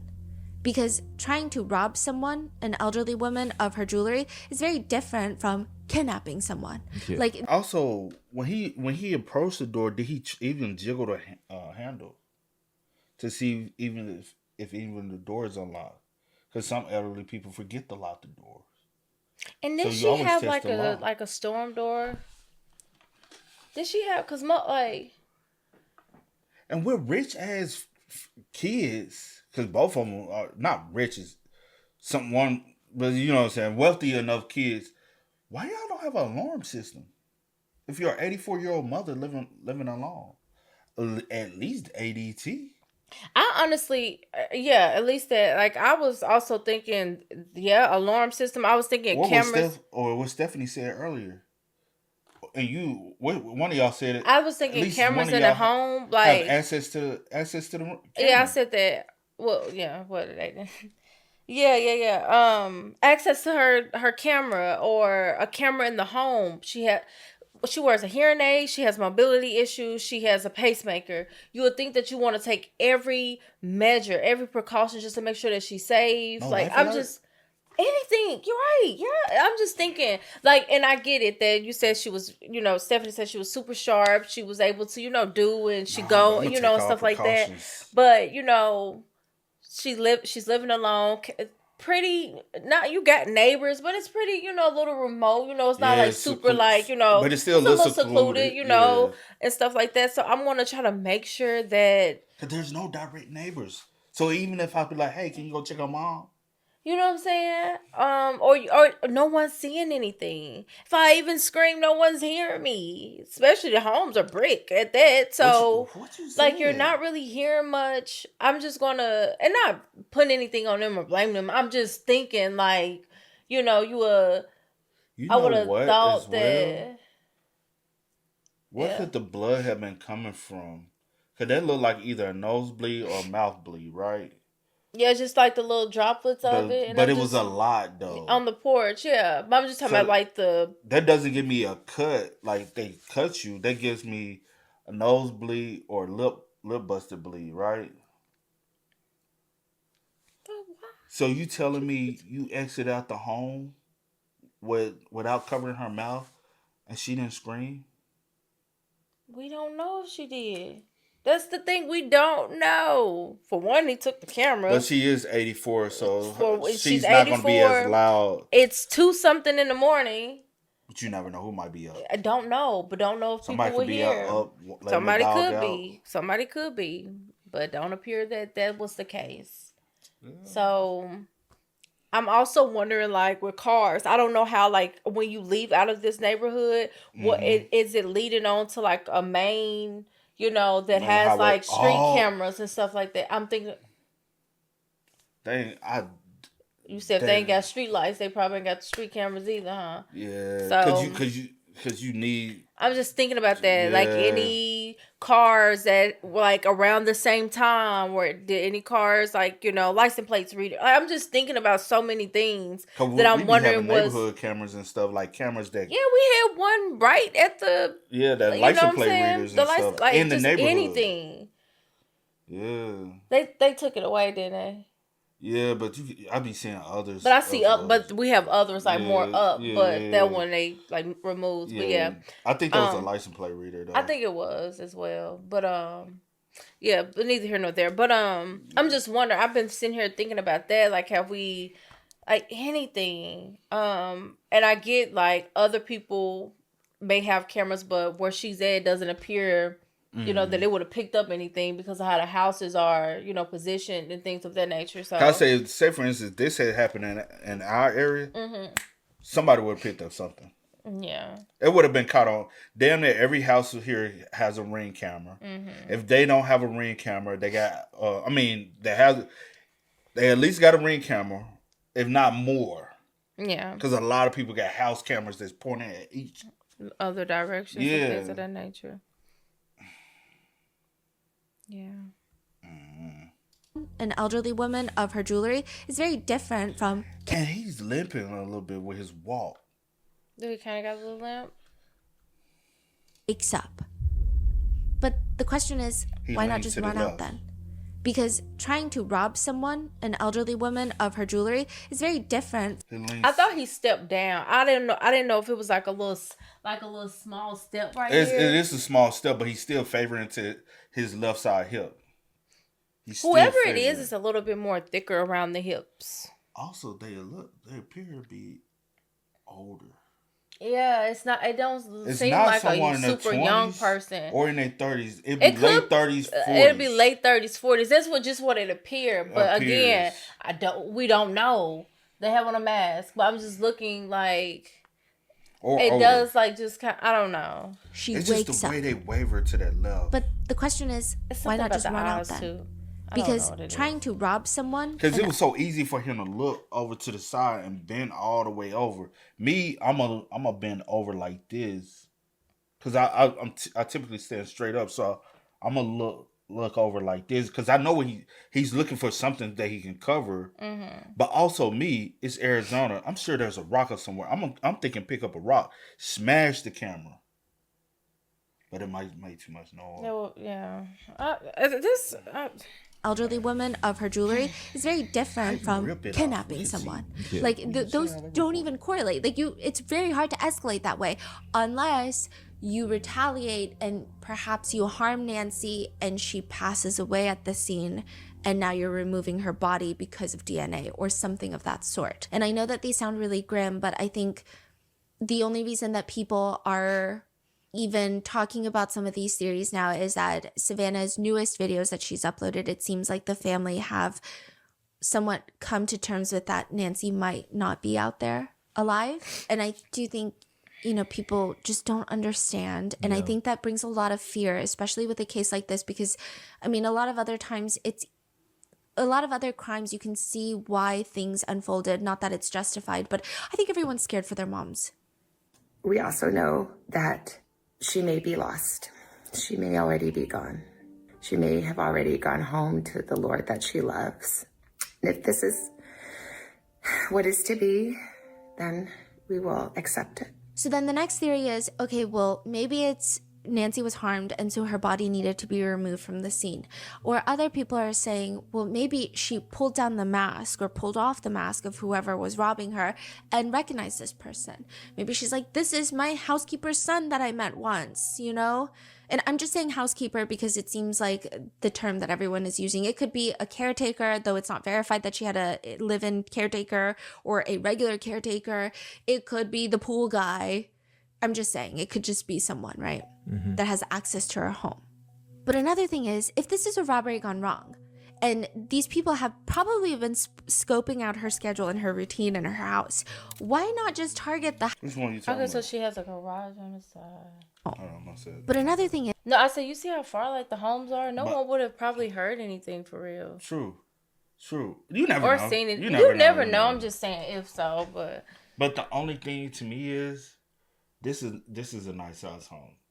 This gives me they might have money. Nice size home. They might have money. Why her out of everybody? I do feel like I don't think it's whoever committed the crime. It is as far away as you think they are. You know what I'm saying? Cause her at 84, she couldn't upkeep this home by herself. She does have to have. It could be somebody associated with somebody that's done work around the house or know, she's an elderly woman. She stays by herself, or she has a daughter, but her daughter, you know how people talk. Her daughter stays in New York. She does have a daughter here that stays 10 minutes away, but again, still. Does she have cameras? Light over there? Where? I don't know. I can't tell what that is. That's a drone. Oh, is that a drone? Oh. Yeah, a drone. I'm tripping. Somebody did a drone. Oh, okay. This is the footage. Okay, because I couldn't tell what that was. It was a drone. Okay. But, no, I'm just looking at it because I'm like. And then she has this pool, so you know you have someone coming to. Me with my mindset. Oh, she got a pool house too. But me with my mindset.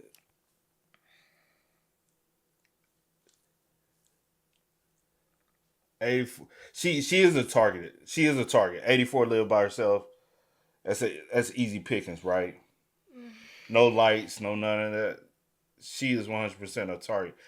Like I said, bro, I easily would have went and got one of them bricks and bust down that camera. It's very weird. It's a very weird case. It is indeed. And with absolutely nothing. Whoever came, they did come prepared. Do I think she was killed? I know Stephanie brought that up. Do I think she was killed before leaving out the home? Nah. Because also, if I left no clues like this, there's no DNA. Mm-hmm. So there's no clues in his home at all. I would have bound and left her there. And if y'all can't get me off of this, how would y'all have got me if I had just killed her and left her? True. So I would have got gone. But also with her living so close to the border, it's a possibility. A lot of crimes that happen here, no, you did. But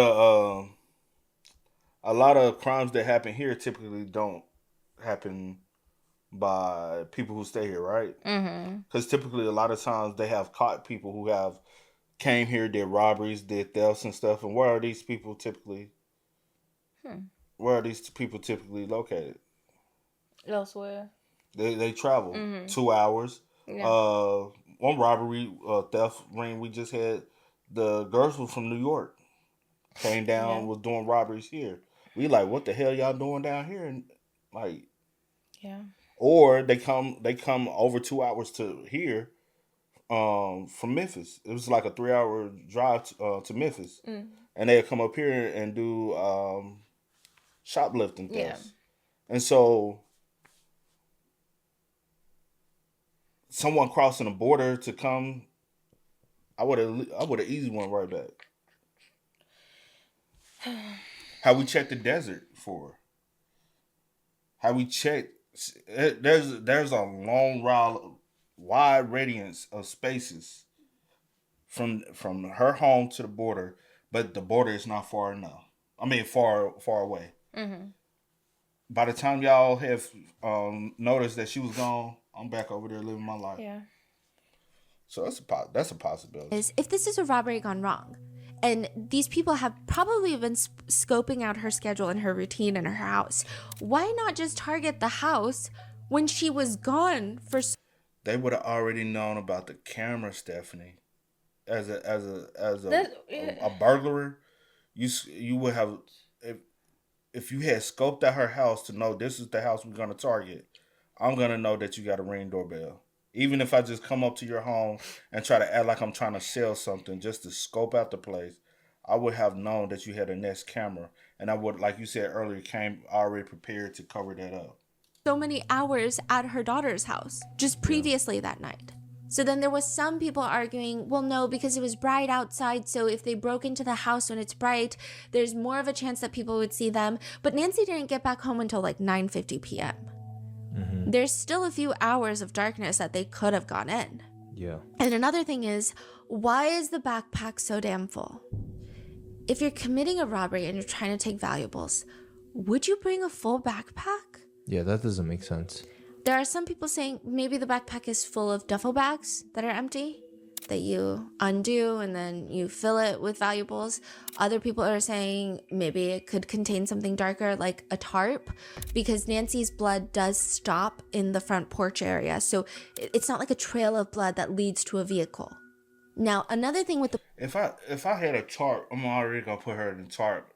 I'm not allowing blood because we don't even have an indication that there's blood splattering inside the home.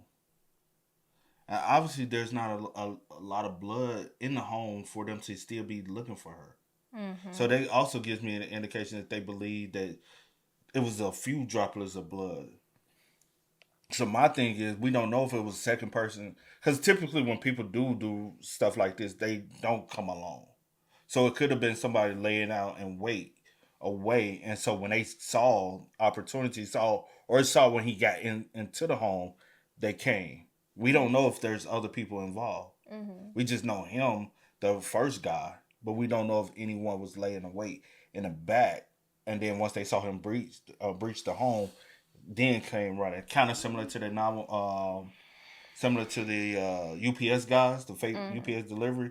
Once they breached the home, they told the other dude, come on. And he came running up because he was supposed to be watching. Mm-hmm. So it'd be situations like that.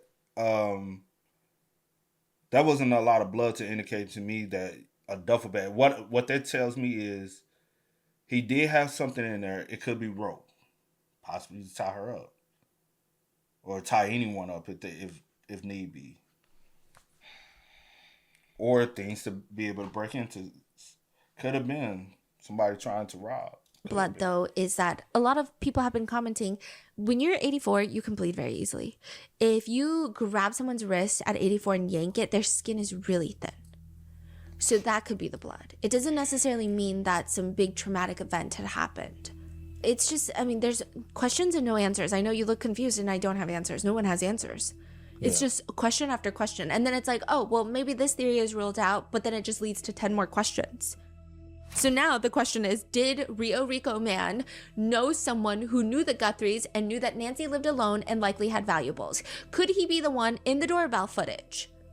Which, side note about this doorbell footage, they did not have this footage for a very long time in the investigation. It's not like Nancy goes missing and this is the first thing that's released. When police get to the scene, Nancy's doorbell camera was ripped off. I believe to this day it has yet to be recovered. Additionally, Nancy did not have a Google Nest subscription.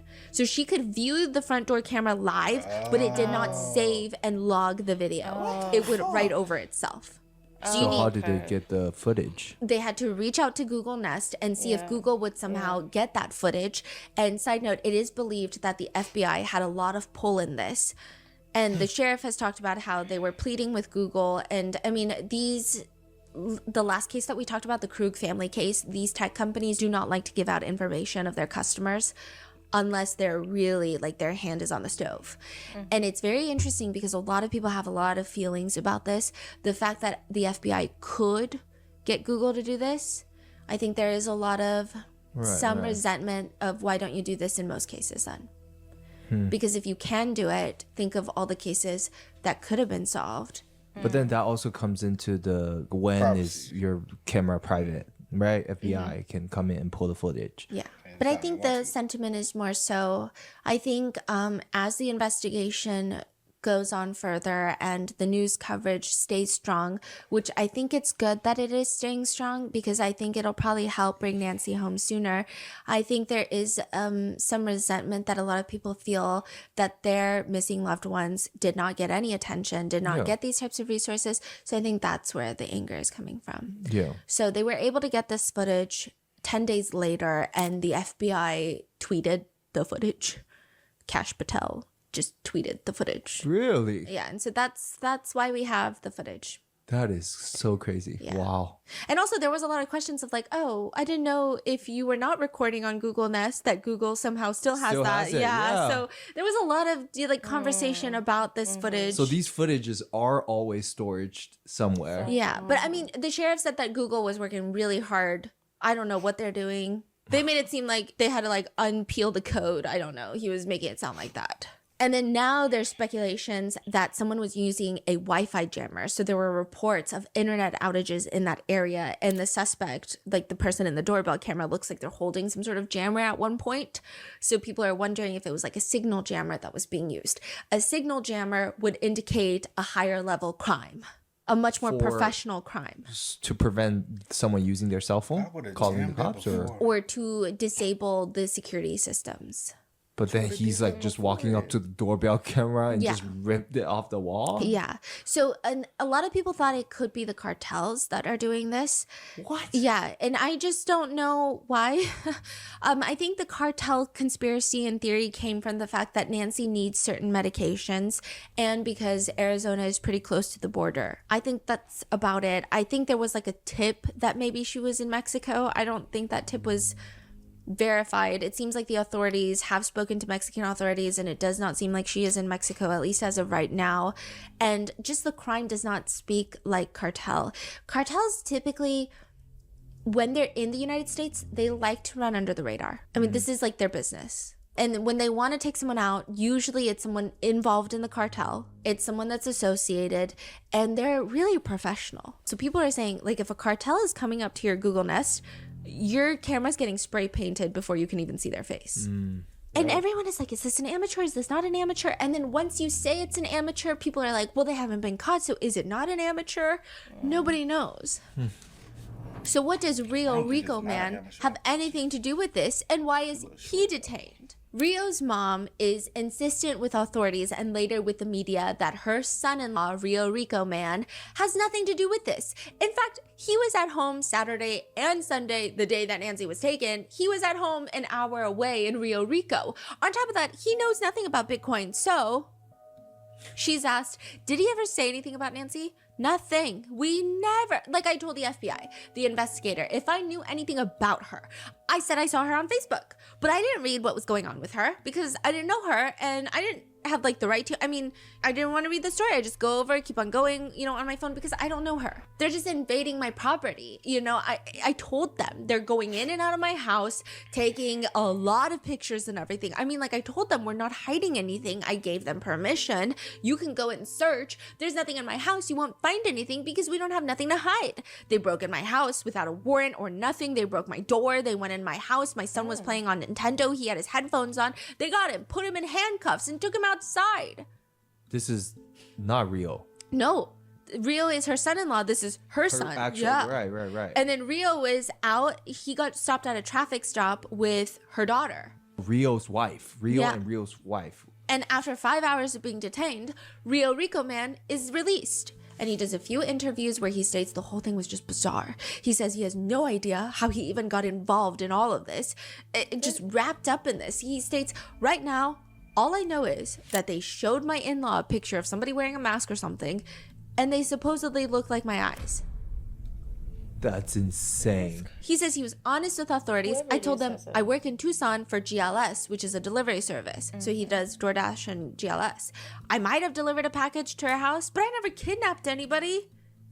He says being detained was terrifying. I felt like I was being kidnapped. They didn't tell me anything in the beginning. They held me against my will. They didn't even read me my rights until 2 hours later. He says he kept telling them he's not involved. And he thought, quote, what the fuck am I doing here? I didn't do anything, to be honest. I'm innocent. I hope they get the suspect because I'm not it. And they better do a better job and find the suspect so that they can clear my name. I'm done. He says he wasn't given a proper reason why authorities thought it could be him. He has an attorney now who has come out to state that his life has been altered, quote, and now they're living day to day. They're living in fear. So the first thing I'd like to see is Sheriff Nanos and the Pima County Sheriff's Office come forward and say, Rio, this was a mistake. Rio is not a person of interest. He's not an investigative lead. We messed up. We need to see some accountability, obviously. So this was from the state? Yes. Wasn't feds? Or at least it doesn't seem like they were involved in the detainment. I don't know if they okayed it, if they were in the know, but Rio has not been formally nor publicly cleared by the sheriff or the FBI as of right now. So he could still be involved. There's just not enough for an arrest, or he could not be involved at all, which is what more people are leaning towards. So this is all we know. Yeah.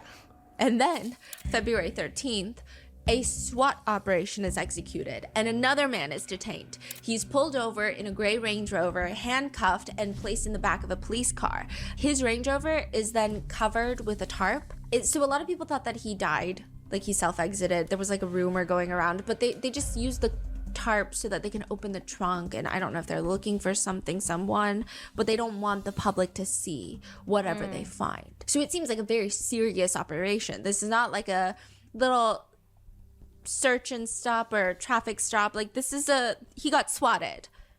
His 77-year-old mother was also detained, and we'll call him Range. He lives close to Nancy. He has a significant criminal history, possession, distribution, and fleeing law enforcement.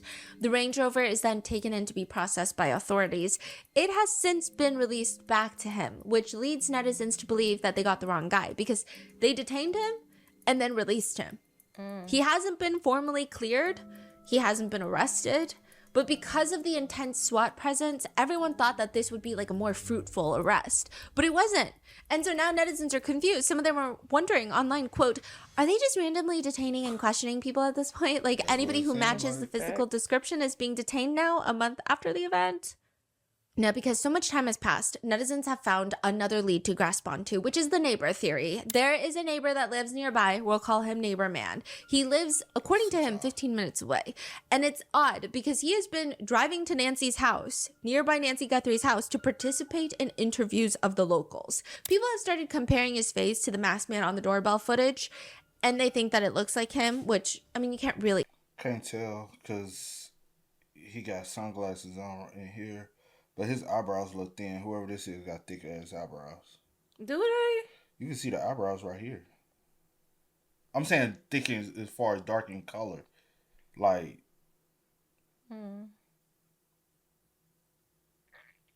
They could be younger. I need a still shot because I was trying to look at the eyes and like the skin around the eyes and stuff like that. They could be. It looked like the person got a mustache. Yeah.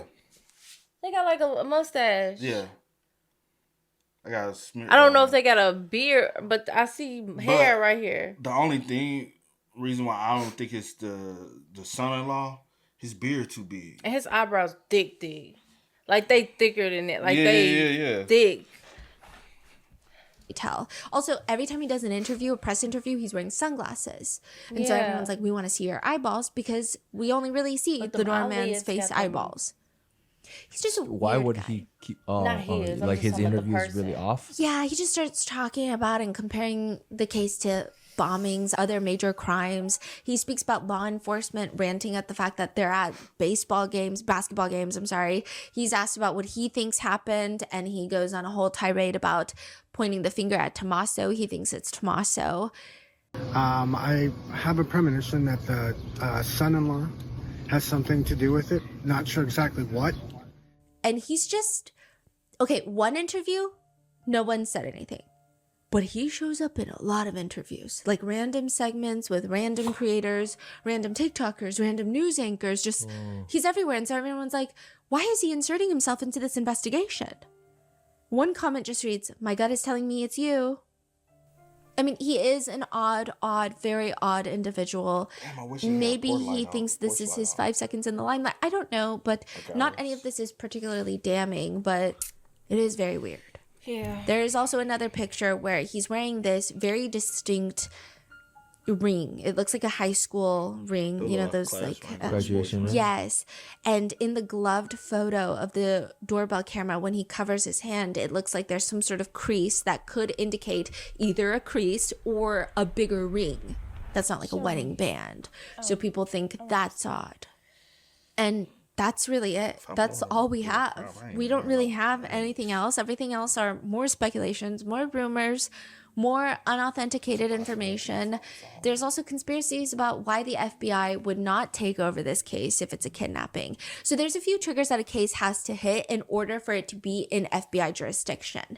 So you have to have a victim that's transported across state lines, or an offender who uses interstate commerce like mail, phone, and internet, which happened in this case, or a crime on federal property, or like a federal agent. What do you mean mail, phone, and internet? I guess if you commit some sort of like internet crime, and only one of these triggers has to be triggered in order for the FBI to be able to step in.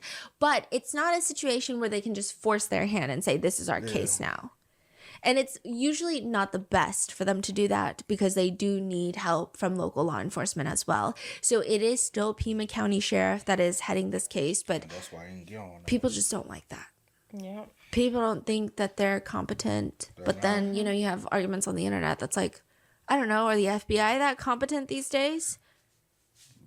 It's just no one knows anything. I mean, the authorities don't even know if it's one person, two people, three people, multiple people. If caught, they might face the death penalty because that is what Trump has been hinting at. Savannah Guthrie has gone back to New York. She actually just recently visited the Today Show. She wasn't on air or anything. She just went to go see her colleagues. And there are pictures, like paparazzi pictures through the windows, and she seems really emotional. But it seems like the investigation is still ongoing. The FBI has pulled a lot of their personnel. There's way less agents present in investigating. Interesting. Okay. Yeah, and the entire road leading up to Nancy Guthrie's house has been sectioned off. So you cannot park your SUV as like a media station. Legacy Media was doing that. You cannot set up a tent to film like the 5 o'clock news. You cannot pose for social media pictures in front of it, right? So it's been... What was that about? You were saying someone was posing? Yeah, I think she's a social media content creator who wanted a thumbnail. Oh, okay. Yeah. Huh. A lot of people are starting to lose sympathy in a way. Some comments read, my sister has been missing since 1979. Nobody ever cared for her. So I think they're getting frustrated the more the authorities are trying and failing, because it just feels like massive resources but no results. So it's not like people are upset that they're trying to find Nancy. I think it's more so, do you guys know what you're doing? Or you guys like, it just feels like a mess. And you're spending so much resources and allocating so much personnel, and are you doing okay? Like, is it worth it? Like, are you getting what you're doing? Like, it just seems so unorganized. Other people are commenting, I wish y'all cared more about other missing people like y'all do this woman. Others are just saying the authorities are being so dumb. They say, quote, we can take out other countries' presidents in hours in the middle of the night, but we can't find Nancy Guthrie. Stop it. Others are commenting, distraction case to deflect from the files, which we're going to get into all of that in a separate episode, because all of the conspiracies that people have of what this case could be covering up. Now, I don't know if there's a cover up. I will note that sometimes people get personally involved in things. Like, I imagine if somebody that I personally knew was affected by something, I would naturally talk about it more. And people are speculating that maybe it's because Savannah Guthrie is a peer amongst all the people reporting on this case. And so while maybe the public also wants reporting on other cases and other things going on, they personally want to stay invested in this case. But I don't know how much that makes sense when you're working for like a big media corporation who typically don't care who your friends are. So I don't know. And I'm, again, not saying that this case does not deserve coverage or does not deserve to stay in the headlines as long as it has. It's just, I think, when it's a one-off situation where you don't get this type of treatment for most missing persons cases, people are wondering what's going on. And with everything going on in the US, I mean, there's so much going on. So little has happened that now the conversation is about the conversation. This is what happened with the Sean Combs case. Every time there was like a lull in the case where not as explosive things were coming out during the trial days, anytime we would go, because we would monitor what everyone was talking, not monitor, but like, you know, see what everyone is talking about and see what questions people had, it started turning into, look at the people that are covering the case. So that's what's happening here. So a lot of legacy media is now covering social media coverage of the case.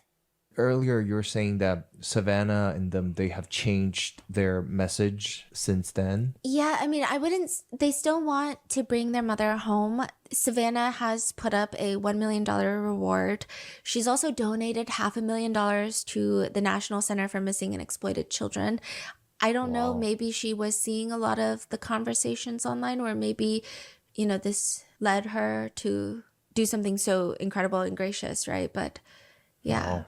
so that's where we are. There's $1 million reward and no one seems to still know anything. Again, just to make it clear, the family has been officially cleared by the sheriff's office. And I know that especially when you read about a lot of crime cases, you do think it's always closest to the victim, like they must know something or they must be involved. But I think in a case like this where it's getting that much coverage and that much attention, we just have to hope that the authorities are doing the right thing. And I think to point the finger at a relative without much substantial information is pretty reckless. So I hope that I was able to comprehensively give you an overview of the conversation. But again, just to make it so abundantly clear, the family has been cleared. So with that being said, that is it for today's episode. Let me know your thoughts, and I will see you in the next one. Be safe. That's a crazy case, though. Very much so. I do hope that they get answers soon. But that is very bizarre. Very, very bizarre case. Yeah. But hey, man, y'all spam us up in the comments. Y'all let us know y'all thoughts about it for us in the comments down below. But until next time, y'all know how it go, man. I do go by the name DJ New Kid. This is TR Nicole. TR. We are. Ain't no time to kick it, got a stack of flip for my folks. Dollar, dollar, dollar, dollar. Please tell me you can hear me. Don't turn your back and don't neglect me. Just let me know if you need me. Dollar, dollar, dollar, dollar.